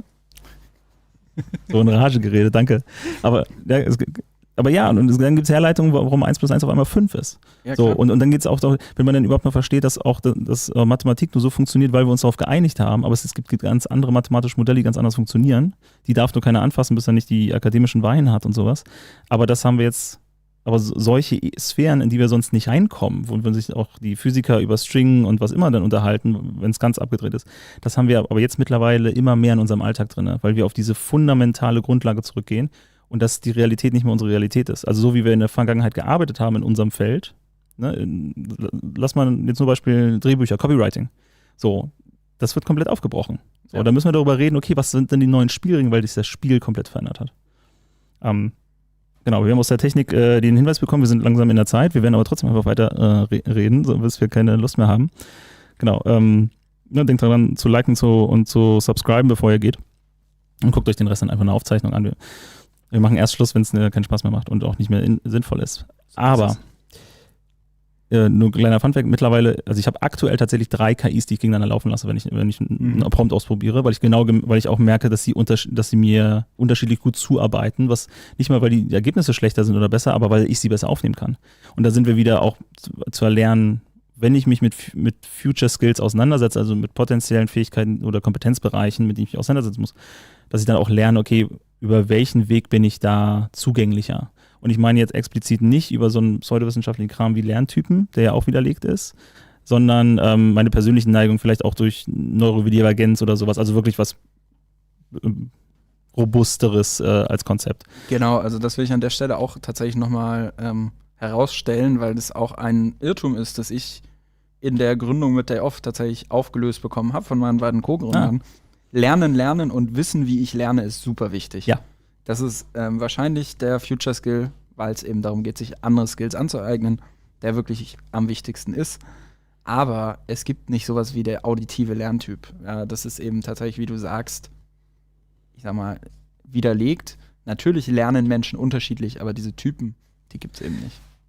Kennst du die Legende, wo das herkommt? Nee, tatsächlich keine Ahnung. Soweit ich das noch im Kopf habe, mir hat das mal einer erzählt, der das auch recherchiert hatte, war das ein neuseeländischer, ich glaube Professor, der aus der Beobachtung von seinen Studierenden, aus einer Beobachtung, die er mal aufgeschrieben hat, das als Idee abgeleitet hat, vielleicht gibt es sowas wie Lerntypen. Und dann sind andere damit losgelaufen und haben dann ein Konzept draus gemacht. Und vor allem im Schulsystem der USA ist es ein fundamentaler Bestandteil der Ausbildung. Und bei Lerntypen explizit, habe ich verstanden, ist das große Problem nicht, dass das Quatsch wäre, also es funktioniert gut genug als Konzept, aber es überfordert die Lehrenden, weil die sich damit auseinandersetzen, dass du halt immer was Auditives, immer was, die anderen 3 Typen, die mir jetzt unter Stress nicht einfallen. Ja, kleiner Funfact, ich habe die 5. Klasse des Gymnasiums in Bayern besucht. Und das ist jetzt nicht schlimm. Ja, aber ein Funfact. Und da war es tatsächlich so, dass ich 2 Stunden in der Woche Lernen hatte. Mhm. Erstmal ein super Ansatz, ja. Auch Kindern, die vielleicht eben schwerer lernen, anders lernen, wie auch immer, beizubringen, dass sie lernen. Mhm. Naja, was haben wir dann gelernt in der 5. Klasse? Lerntypen. Ja. Wir haben dann so Analysen gemacht und sowas. Und am Ende konnte dann natürlich auch ein Kind, das vielleicht Probleme hatte, mit Schreiben zu lernen oder so, sagen, ja, ist ja auch kein Wunder. Ich lerne halt über Lesen. Mhm. So, ja. Und ich glaube, das ist halt dann tatsächlich ganz gefährlich. Deswegen, ich bin von der 5. Klasse bis ich ungefähr 28 war davon ausgegangen, dass es Lerntypen gibt, bis ich Day Off gegründet habe. Und Lino, vielen Dank an der Stelle, Grüße gehen raus. Genau, dass einer meiner Co-Founder mir beigebracht hat, dass das eben nicht so ist. Sehr gut. Genau, und um euch da draußen nochmal abzuholen, was man damit jetzt anfangen sollte, ne? Wenn das jetzt nicht so gut funktioniert, aber das ist irgendwie in meiner Erfahrung ja doch, ja, und zwar, was tatsächlich meines Wissens nach erforscht wurde und bestätigt ist, dass bestimmte Lernformen für bestimmte Inhalte sich eher eignen. Das heißt, dass du visuell mit Karten Geografie besser lernst, als wenn du das lesen würdest in einem Buch oder nur auditiv als Hörbuch. Und dass du sowas vor allem im zwischenmenschlichen Bereich, also das heißt alles, wo wir im Team arbeiten, in der Softwareentwicklung oder im Projektmanagement und so weiter, dass du das ganz viel mit Simulation, mit Interaktion, mit Übungen, ne, mit handfesten Erfahrungen und nicht nur darüber lesen. Und dann kommen, was ich eben angeschnitten habe, auch solche Aspekte wie Autismus-Spektrum und so weiter, ne? Ob du halt neurodivergent bist oder neurotypisch und so weiter, weil du in bestimmten Situationen, wie zum Beispiel in einem üblichen Schulzimmer, nicht das Umfeld hast, in dem du gut lernen kannst. Voll. Interessante Frage. Ich weiß die Antwort tatsächlich, wenn du autistisch bist zum Beispiel, denen wird ja gerne nachgesagt, die wären besonders gut in Mathe. Hat das dann was mit der Art und Weise zu tun, wie wir Mathe lernen? Und deswegen können sie das besser? Weißt du das? Oh, da ist mein Wissen nicht weit genug. Das heißt, ich muss mich jetzt einmal aus dem Fenster lehnen. Ich meine aber, dass das eher dass da die Aufnahmefähigkeit, und es sind ja nicht alle Autismus-Typen, auch das hat ja wieder ein breites Spektrum, ne, und überlappt ja auch mit ADHS und ADS und so weiter. Aber dass du, wenn du halt diese Social Cues nicht so gut verstehst, dass das halt für dich schwerer fällt und deshalb auch schwerer lernst, ne? Weil du, wenn du da empathisch einfach, also ein anderes Empfinden von Empathie aufbauen musst, weil das für dich vielleicht nicht hormonell funktioniert, sondern über die Wahrnehmung und so weiter, ne? Und dann einfach anders lernst zu maskieren. Also maskieren ist ja auch häufig eine Form von Empathie lernen, aber nicht so, wie es die meisten empfinden, dass ich einfach spüre, wie du dich fühlst, sondern dass ich sehe, wie du dich fühlst und das entsprechend bei mir nachgearbeitet wird, weil ich das lange genug gelernt habe und internalisiert habe. Und andersrum dann wieder, wenn ich da ein Faible für Mathematik und so weiter habe, weil die Aufmerksamkeit halt da ist aufgrund meiner Persönlichkeit, die dann eher, dass das gestört werden kann, wenn zu viele Leute im Raum sind. Ne? Oder dass es zu laut ist. Sodass vor allem ja auch viele autistische Kinder dann sehr sensibel sind bei äußeren Reizen, also vor allem bei Ton. Das heißt, in einem lauten Klassenzimmer kannst du machen, was du willst. Die werden dann nicht klarkommen.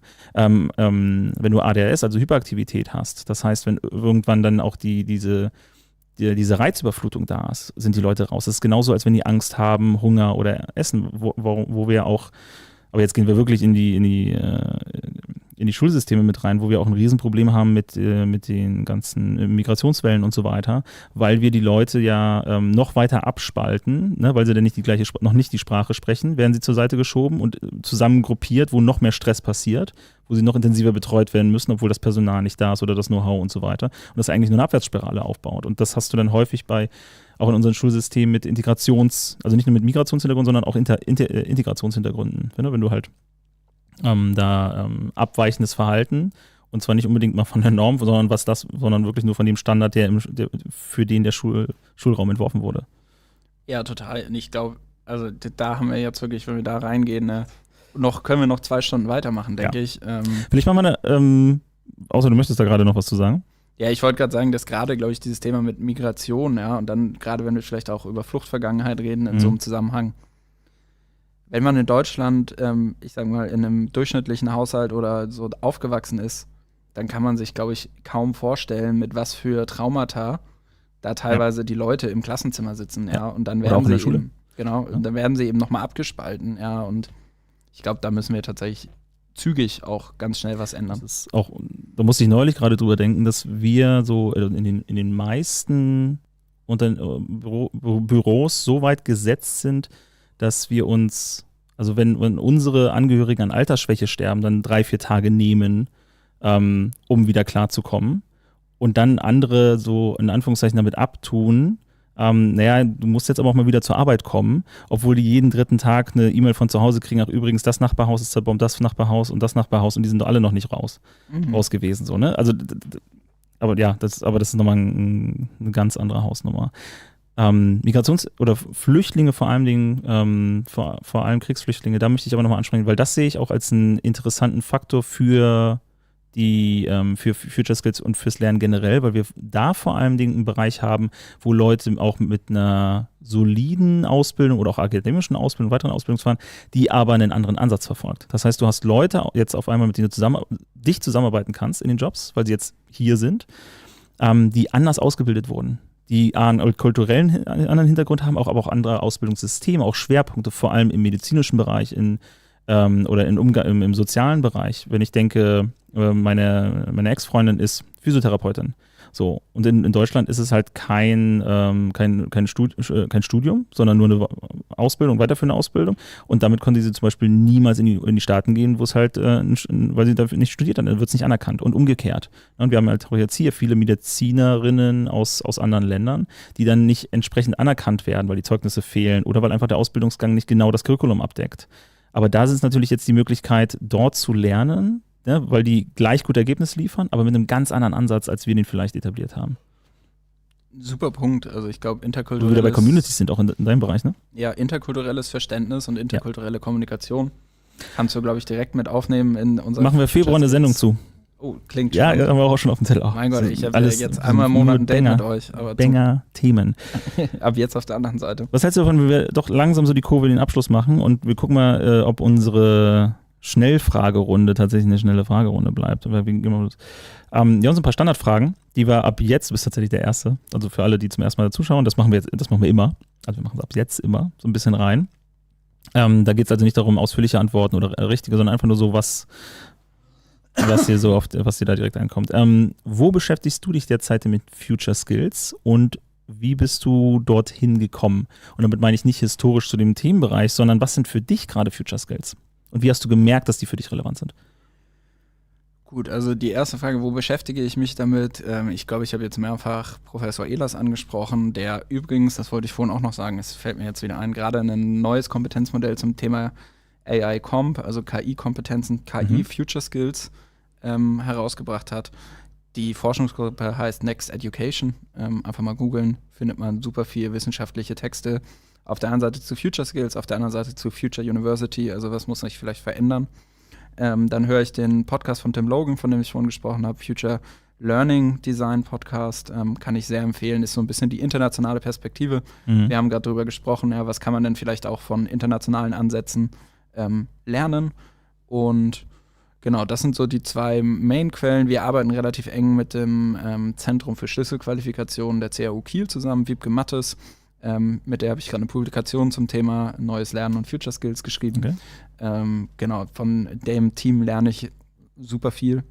Und ja, zum Thema Future Skills, weiß nicht, ich glaube, also so tief im Inneren, ja, ich bin mit dem universitären Bildungssystem auch nicht unbedingt super gut klargekommen. habe Volkswirtschaftslehre studiert, finde das Thema eigentlich bis heute interessant. Die Art und Weise, wie es gelehrt wird, fand ich total schrecklich und grausam. Ja, generell übel. Dieses Konzept von irgendwie Uni hingehen, Pflichtveranstaltungen. Ich habe vor Corona studiert, Digitalisierung gab es nicht an der Uni. Also wirklich, ich meine das ernst, das gab es nicht. Wir hatten einen komplett digitalen Saal, der aufgezeichnet hat und noch bereitgestellt, den hat ein Professor von uns genutzt. Gut, das sagt ja auch viel. Dank. Ich habe es erzählt beim Overhead-Projektor und irgendwie, glaube ich, habe ich mich einfach auch danach in meinen ersten beiden Jobs so ein bisschen gefragt, so okay, wie können wir das eigentlich verändern? Also mich auch gesellschaftlich, treibt mich so die Veränderung schon an, würde ich sagen. Also generell, ich mag den Begriff nicht, aber ich wurde auch schon das ein oder andere Mal Changemaker genannt, ja.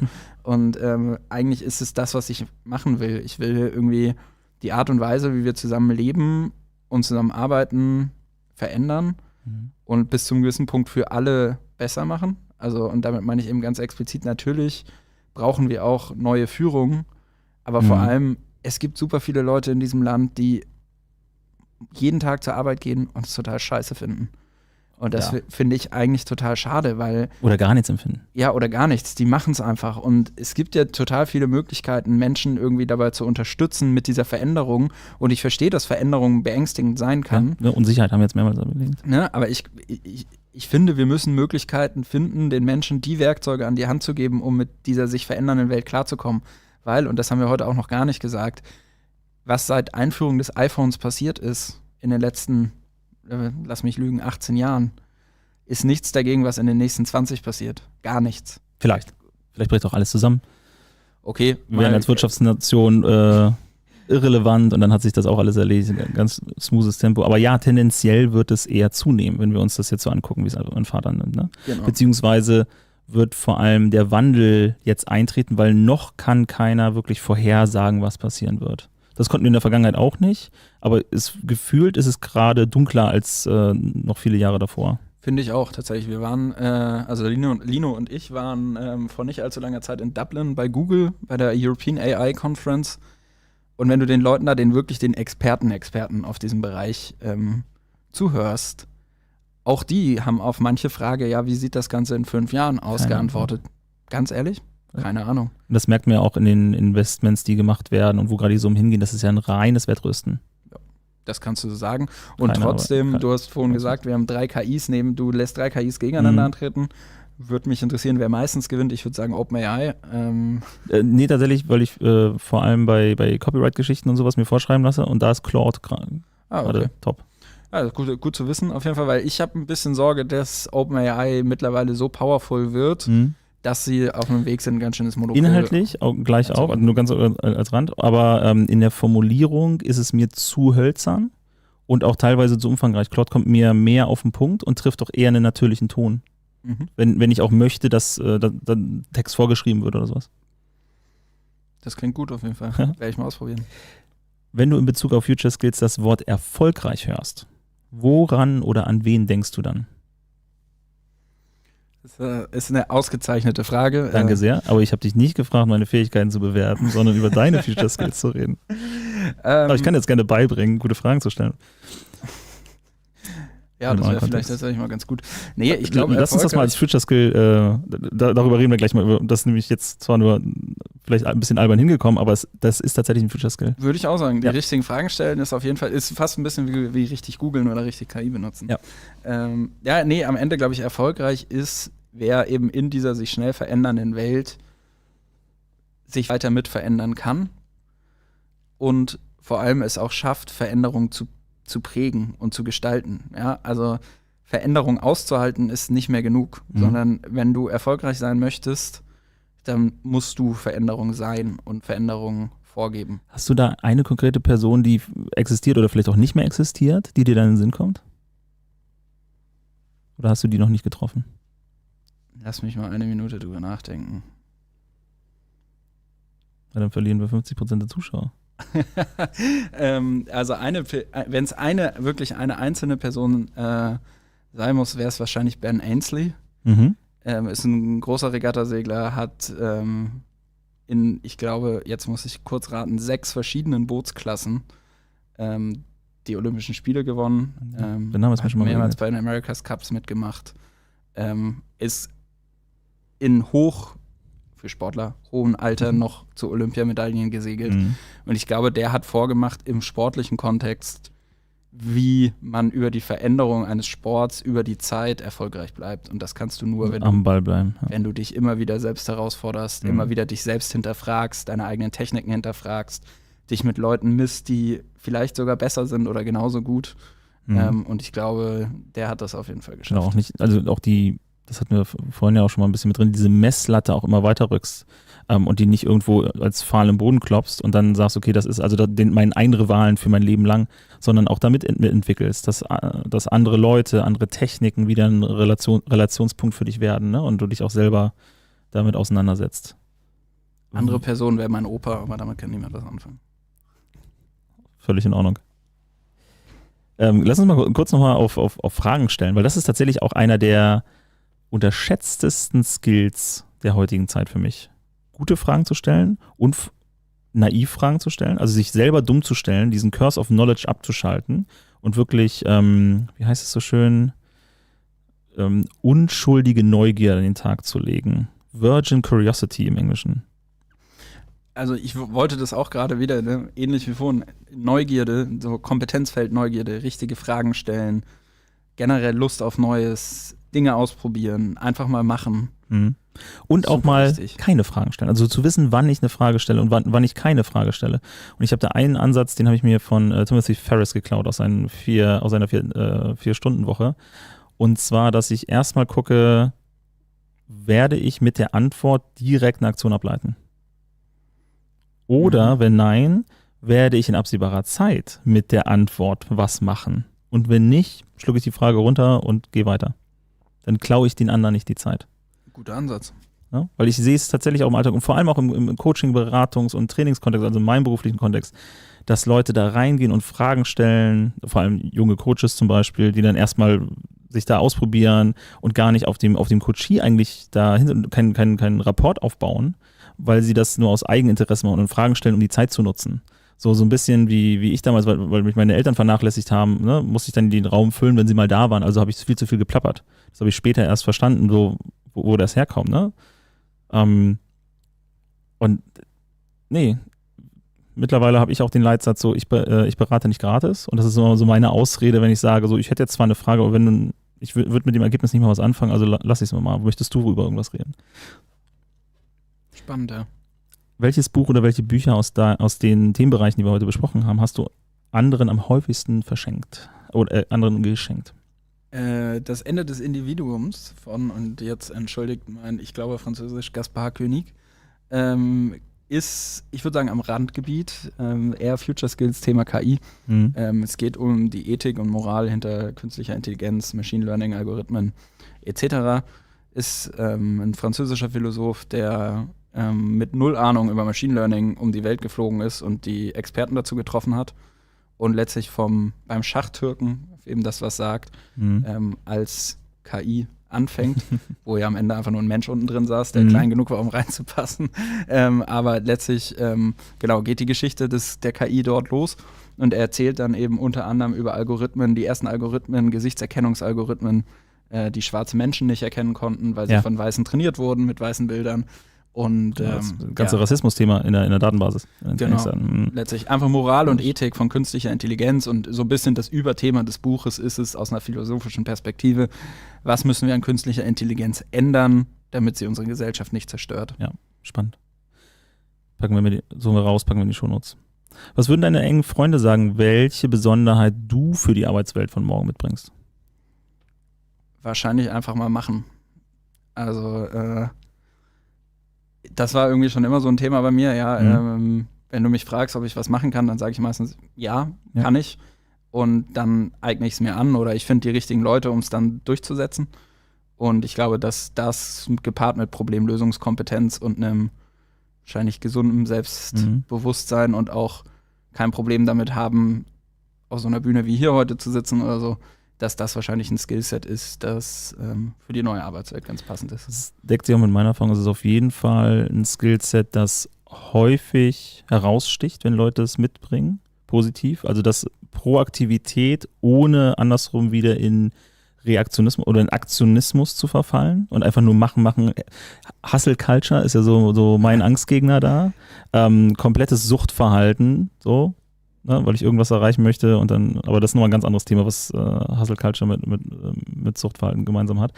Da kommt dann Achtsamkeit ins Spiel. Ja. Auch ein Future Skill für mich. Oh ja. Und Resilienz, beides sehr wichtig. Ja, definitiv. Dafür haben wir leider keine Zeit mehr heute. Das müssen wir in einer anderen Sendung nochmal anspringen.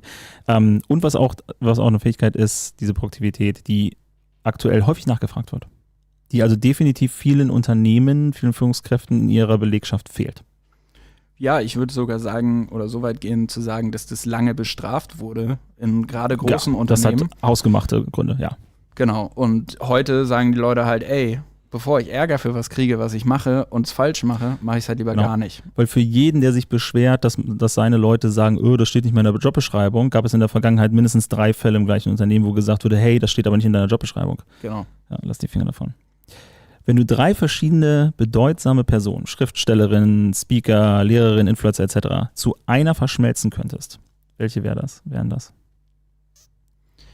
Oh, da muss ich fast passen, weil ich kannst dich nicht entscheiden. Genau, also finde ich die Entscheidung super schwierig und auf der anderen Seite so mit Influencing und so habe ich sehr wenig Aber zu generell, tun. Also vor allem über die Themenbereiche, die wir jetzt gesprochen haben, ne? Du hast ja auch nochmal den Autor eben angesprochen, so, gibt es da Personen, die du tatsächlich verbinden würdest und sagen, okay, die würden wohl das beste Skillset für meinen Kontext mitbringen. Oder von denen würde ich am liebsten lernen, wenn ich diese 3 zusammenschmeißen könnte. Also Lernen, also wen ich auf jeden Fall mit reinnehmen muss, einfach weil ich in den letzten Jahren super viel aus den Theorien der ganzen Grundforschung, die da betrieben wurde, mit reinnehmen muss, ist Herr Ehlers, ja, Professor Ehlers, einfach weil ich super wichtig finde, was sein ganzes Team, also ich will ihn da gar nicht so alleine rausstellen, leistet. Das auf jeden Fall aus dieser Future Skills Perspektive. Zum Thema New Learning, wahrscheinlich meine Mutter, die eine eigene kleine Sprachschule in Kiel hat, wo ich auch zuerst gearbeitet habe, von der ich super viel über Selbstständigkeit gelernt habe und einfach mal machen.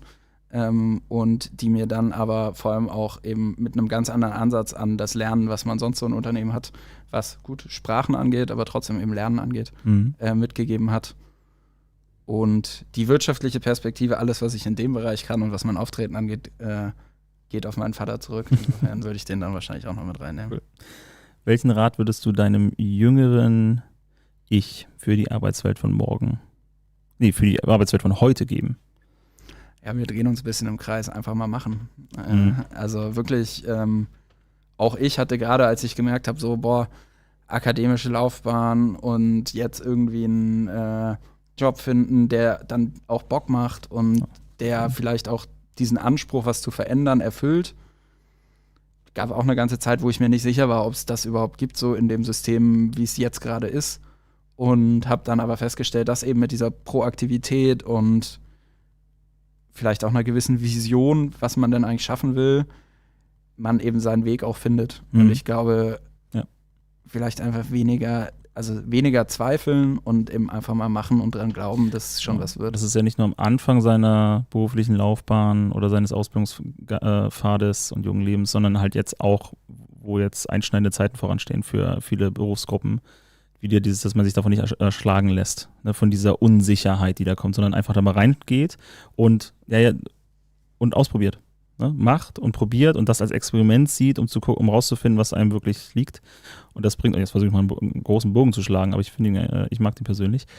Es gibt ja vor allem im New Work-Bereich und auch in der agilen Szene diese ganze Diskussion, du brauchst ein purpose-getriebenes Unternehmen und Sinn und Zweck und tralala. Und die Studienlage zeigt eigentlich ganz was anderes. Die empirischen Studien zeigen, dass Leute einen Purpose entwickelt haben aus den Sachen, die sie machen mussten. Die haben darin Sinn gefunden, in den Sachen, die halt gemacht werden mussten. Und meistens war der Bereich, in dem sie sich das aussuchen konnten, relativ eng.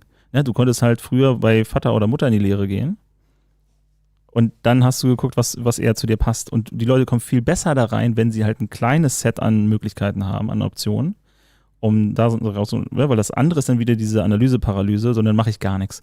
Und das ist halt was glaube ich, heute auch, das ist vielleicht ein interessanter Punkt, heute auch eins der größten Probleme darstellt bei Future Skills. Wir haben einerseits diese Unsicherheit, ich muss mich weiterentwickeln, aber andererseits haben wir noch nie so viele Optionen gehabt, vor allem für junge Leute. Und diese ganzen Vorwürfe, auch diese Bullshit-Geschichten mit den anderen Generationen, dass sie nichts machen und so weiter. Naja, aber da kommt ja noch das Dritte hinzu, es hat ja auch nicht mehr den Wert wie früher. So, ich kann mich da reinhängen, aber ich krieg's ja auch nicht raus. Ja, so, ich kann gefühlt so viel verdienen, wie ich will. Ich werde mir in Hamburg kein Haus leisten. So, was soll denn der Quatsch? Ne, nur weil ich in die falsche Familie eingeboren wurde, in Anführungszeichen. So, also warum sollte ich Motivation zeigen? Zum anderen habe ich so viele Optionen, dass ich komplett überladen bin, irgendwie selber rauszufinden, wo meine Motivation liegt, weil ich kann alles werden. So, also tatsächlich, auch mit den Möglichkeiten des Internets und Lehrangeboten. Ja, und zum anderen ist dann halt dieses Damoklesschwert so, ich muss mich jetzt bewegen, ansonsten ist mein Dasein hinfällig, beziehungsweise stehen meine Chancen vielleicht genauso schlecht, wenn ich nichts tue, als wenn ich jetzt das Falsche lerne. Ist super witzig, dass du den Bogen geschlagen hast. Ich glaube, letzten Mittwoch oder Donnerstag im Büro im Impact Hub in Hamburg mit Viktor haben wir so ein bisschen verquatscht in der Mittagspause und haben genau darüber geredet, dass wir Leuten beibringen müssen, und witzigerweise hat er mir genau von dieser Studie erzählt, weil er dann eben gesagt hat, wir müssen den Leuten einfach beibringen, das zu machen, worauf sie Bock haben, weil dann entwickeln sie einen Purpose daraus und das ist sogar gezeigt. Und daran musste ich jetzt gerade denken, das ist auf jeden Fall so, ja. Genau, bei dieser ganzen Diskussion, hey, welche Future Skills sind relevant und so weiter, ne? Vielleicht müssen wir da ansetzen, vor allem am Anfang, wenn Leute Zweifel haben, schnelle Mustererkennung, dass man sieht, okay, das könnte zu mir passen, dann einfach ausprobieren, kurze Zeiten und dann ein bisschen was aus der agilen Richtung nehmen, iterativ, inkrementell ins Lernen gehen, um dann auch schnell wieder eine Feedback-Schleife zu haben, naja, ist doch nicht das Ganze, ich probiere vielleicht was Neues aus und da die Stigmata abbauen. Ne, dass ich auch einen Ausbildungsgang abbrechen kann, dass es okay ist und nicht wie jetzt auch in die letzten Jahre in meinem Umfeld bei vielen das wirklich zum Gesichtsfluss, dass sie sich damit fertig gemacht haben, dass sie irgendwie kurz vor Schluss dann ihre Lehre abgebrochen haben.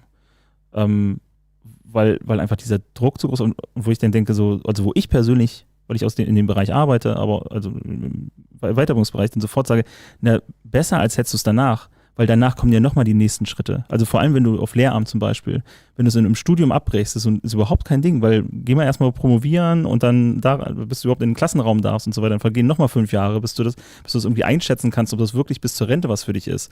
Wenn du das nach 3 Jahren schon verstanden hast, also herzlichen Glückwunsch. Ja, genau, dann nichts wie raus da. Ja. Und da will ich vielleicht auch generell sagen, also ich weiß nicht, wie es bei dir war, aber unsere Elterngeneration tendiert ja schon auch dazu zu sagen, so ey, wenn du dich einmal entschieden hast, dann bleib dabei und es ist schlecht, wenn du den Job ein paar Mal wechselst, ja. Also wie oft auch ich gehört habe, ja, hey, du kannst nicht alle 2 Jahre den Job wechseln. Doch, könnt ihr. Also heutzutage könnt ihr das definitiv. Und wenn ihr in der Probezeit noch merkt, das Unternehmen passt nicht zu euch oder der Job passt nicht zu euch, dann kündigt in der Probezeit. Die Probezeit ist für beide Seiten. Fun Fact, ich habe mal einen Typen getroffen, der hatte eine absurde Strategie, die auch 5 Jahre durchgezogen hat. Und zwar hat er sich gedacht, okay, im ersten Jahr im Job lerne ich das meiste. Das heißt, ich will jetzt in eine neue Branche rein, beziehungsweise bin neu auf meiner Karrierefahrt. Ich möchte jetzt mein Lernen maximieren. Mir ist ein bisschen egal, wie viel ich verdiene und so weiter, das passiert dann schon. Und lange Anstrengung und irgendwie Loyalität und den ganzen Quatsch, ne, in Anführungszeichen, ist mir auch nicht so wild. Und der hat dann rausgefunden, hat sich Techniken angeeignet, wie er dieses 12 Monate Lernen auf 6 Monate runterkriegt, beziehungsweise 5,5, damit er in der Probezeit kündigen kann. Und damit halt das Tempo maximiert. Das ist gut. Muss man ehrlich sagen, gute Strategie. Hammerhart. Treibt mittlerweile auch zum Teil absurde Blüten, ne? Also ich kenne auch viele Leute, die wirklich sehr, sehr oft den Job gewechselt haben. Mhm. Aber ich meine, mein Gott, warum nicht, ne? Also, wenn du weißt, warum du es getan hast. Genau, also es sollte natürlich kein planloses Hin- und Hergehoppe werden. Kein Cargo-Kult, ne? Also ich kopiere das nur, weil das andere so machen und weil es hip ist und cool, dann wird es schwierig. Und ich glaube, das ist dann auch wieder, ne, wenn man auch sich mit Feature-Skills auseinandersetzt, weil Gruppendruck, weil alle in meinem Dunstkreis, also ne, weil meine Community gerade das Buch liest, lese ich das auch, sollte sich damit auseinandersetzen. Und da sind wir aber wieder, das ist gar kein neuer Feature-Skill, ich glaube, da sind wir wieder auch beim Verstehen, wie ich lerne und was ich wirklich auch mitbringe, um schnell zu lernen. Gut, dass du das nochmal gesagt hast, ne? Ist kein Future-Skill, sondern ja, ein vielleicht normaler Soft-Skill oder so. Ich finde, was wir heute Future-Skills nennen, ne, hat ganz viel mit Schlüsselkompetenzen zu tun. Also ja, wir haben natürlich diese ganze digitale Komponente, die da mittlerweile reingekommen ist. Aber es gibt super viele Future Skills, die man früher Schlüsselkompetenzen genannt hätte. Ja? Also Kommunikation, nimm mal Kommunikation, ob das jetzt interkulturell ist oder generationenübergreifend, ist ein absoluter Future Skill. Ja, es wird immer wichtiger werden und es war aber auch schon immer wichtig.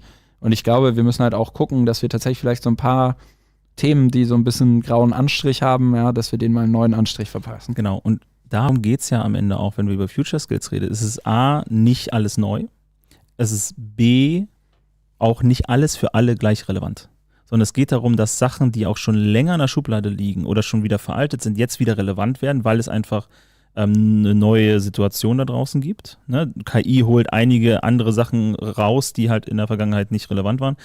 Digitalisierung macht bestimmte Techniken günstiger, weil wir geringere Rüstkosten haben und dadurch auch wieder relevant, die vorher überhaupt nicht in Betracht gewesen sind. Das ist genauso wie viele im industriellen Bereich immer noch haben in China produzieren lassen und keinen 3D-Druck vorne, weil die Technik nicht gut genug und einfach die Qualitätsansprüche zu hoch waren. So, und das hat sich durch den technologischen Wandel dann verschoben. Und auf einmal muss ich mich mit anderen Techniken auseinandersetzen. Aber nicht jeder muss 3D-Druck lernen und nicht jeder muss sich so mit KIs auseinandersetzen, wie es zum Beispiel Marketingleute aktuell machen sollten. Und das heißt, ja, vieles sind Schlüsselkompetenzen, sind halt auch graue, eingestaubte Sachen und es ist vor allem zu gucken, ein individuelles Thema. Ne? Und wir haben jetzt ja heute auch ein sehr breites Spektrum aufgemacht. Es ist wichtig, da zu verstehen, für alle, die da draußen noch eingeschaltet haben, dass man da individuell für sich die Muster erkennen muss und nicht alles können muss, weil dann überforderst du dich wieder und dann gehst du nämlich wieder in die Schockstarre. Das ist, glaube ich, absolut wichtig.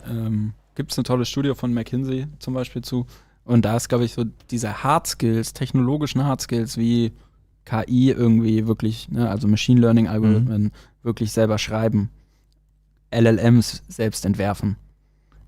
das muss nicht jeder können. Nö. Da reicht es, wenn wir eine Speerspitze haben, die das kann. Und in dieser Studie von McKinsey ist dieser Skill auf Platz 15 von allen Future Skills gerankt. Das heißt, McKinsey hat Führungskräfte in den USA und Europa gefragt, hey, was sind für euch die Future Skills? Und haben das aufgeschrieben.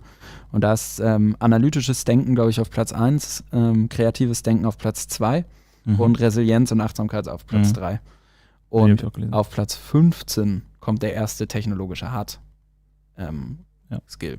Ja, und da muss man jetzt mal ganz ehrlich sagen, keine Angst haben vor Future Skills irgendwie. Ne? Also man kann die meisten davon easy lernen. Und Ja, und das ist nämlich vor allem ein Punkt, den viele unterschätzen. Ne? Auch wenn wir sagen, ja, sowas wie mit Menschen umgehen, Empathie und sowas kann ich nicht. Doch, kannst du alle, also ich kann es den Leuten beibringen. Ne? Schickt mir euer Geld, ladet mich ein, ich bringe euch das bei. So, also, weil das hat in der Vergangenheit auch schon geklappt und das geht. Du kannst den Leuten, also jeder, ich will nicht sagen, jeder kann alles lernen, aber die meisten Leute können das meiste lernen, also ohne Probleme. Es ist nur die Frage, worauf konzentrierst du dich? Und das ist eigentlich die schwierige Frage für alle. Nicht mal zu erkennen, was sind für mich die relevanten Future Skills. Da, wo ich hin will und wo möchte ich überhaupt hin? Und was liegt mir, was kann ich schnell lernen, wo brauche ich länger? Was ist mein Zweck dahinter, der da auch einen roten Faden draus macht? Welche jüngste Investition, welcher Kauf aus jüngster Vergangenheit, 100 Euro oder weniger, hat deine Fähigkeiten am positivsten beeinflusst? meine Investition in Day Off. Also das kann ich aber nur sagen, also sowohl zeitlich als auch natürlich zahle ich mir selbst Irgendwas, auch was Geld einer aus. von den Zuschauerinnen nachmachen könnte. Ein Buch, ein Training, ein Tool, ein Abo, ein Service in dem Bereich, in den ganzen Future-Skill-Bereichen, die wir gerade gesprochen haben. Gibt es da eine Sache, die raussticht? Eine Kleinigkeit, wo du sagst, boah, die hat sich auf jeden Fall gelohnt. Ja, ich habe tatsächlich einen Future Skills Kurs auf Moodle gemacht, auf der Future Skills SH Plattform. Das Beste daran ist sogar umsonst. Ist ein Future Skills-sh.de, glaube ich. Müsst ihr sonst für die Shownotes nochmal rausnehmen. Gibt es wunderbare Selbstlernkurse für Future Skills, die ganz umsonst sind, für alle zugänglich. Gibt auch nochmal eine Plattform, ich glaube von der DHWW und vom Stifterverband, die suche ich dir raus und schicke sie dir auch. Da gibt es auch Selbstlernkurse umsonst, muss man gar nichts ausgeben. Woran glaubst du in Bezug auf Future Skills, auch wenn du es nicht beweisen kannst? Dass es die Fähigkeiten sind, die es braucht, um die Welt zum Besseren zu verändern. Schön. Was sind einige Gewohnheiten einer Rolle in den Themenbereichen, die wir heute besprochen haben, die du nicht magst? Gibt es da irgendeine Entwicklung, die vielleicht auch notwendig ist oder notwendig erscheint, aber die dir persönlich nicht so gefällt? Womit ich mir tatsächlich ein bisschen schwierig tue, ist manchmal diese ganz krasse, ehrliche Selbstreflexion. Ist gerade am Anfang einfach auch ein bisschen ungewohnt, habe ich eine Weile gebraucht, genauso wie gepaart mit tatsächlich wirklich gelebter Achtsamkeit. Also ich versuche das immer mehr einzubauen, habe auch hier Shootout an Malte Krohn, einige Workshops dazu mit Malte gemacht und das hat mich sehr vorangebracht tatsächlich, aber trotzdem tue ich mich damit manchmal schwer, so dieses wirklich in mich gekehrte und wirklich Ruhe einkehren zu lassen und alles mal loszulassen und das ist tatsächlich etwas, was ich früher vielleicht auch ein bisschen vorverurteilt hätte, womit ich mich mittlerweile aber, wie gesagt, mehr miteinander auseinandergesetzt habe und da drin immer besser werde auf jeden Fall. Wenn du mit einem TikTok garantiert Hunderttausende von Menschen erreichen könntest, was wäre der Inhalt? Einfach mal machen. Schöne Schlussworte. Vielen Dank, Max, dass du da warst. War wunderbar. Vielen Dank auch an euch da draußen, die eingeschaltet haben. Die 3, die bis jetzt noch durchgehalten haben und alle an euch, die das im Nachgang nochmal anschauen. Denkt an das Abo, an das Like, an das Weiterteilen, Kommentieren und so weiter. Tim, auch an dich vielen Dank in der Technik und natürlich geht auch ein Gruß raus an meine Kollegen, die heute nicht vor der Kamera mit dabei sein konnten, an Matthias, an Per, Christian und Daniel. Wir sehen uns dann bei den nächsten Folgen auch wieder. Wie für alle Gäste, Max, haben wir auch für dich was vorbereitet. Und zwar versuchen wir hier immer den technischen Fußabdruck auszugleichen, die wir hier mit Strom, Wasser und digitaler Technik halt hinterlassen. Und deshalb werden wir auch für dich einen Baum pflanzen in Mecklenburg-Vorpommern und dort ein bisschen aufforsten. Die kriegst du dann per E-Mail im Nachgang zugesandt von mir mit Koordinaten. Also kannst du auch mal im Urlaub da entsprechend vorbeischauen und den selber mal gießen. Geil, vielen Dank. Vielen Dank auch für die Einladung. Es hat mir super Spaß gemacht. Sehr interessantes Gespräch. Ich hoffe auch für die Leute, die draußen waren. und zugehört haben oder die Aufzeichnung hören. Und Baumpflanzen finde ich super, wirklich gute Sache. Ich hoffe, keine Monokultur. Ich glaube, es ist tatsächlich gemischt. Wir waren selber noch nicht da, müssen wir auch nochmal machen. Vielen Dank an euch alle und ich wünsche euch alles Gute für die Arbeitswelt von morgen. Ciao. Ciao.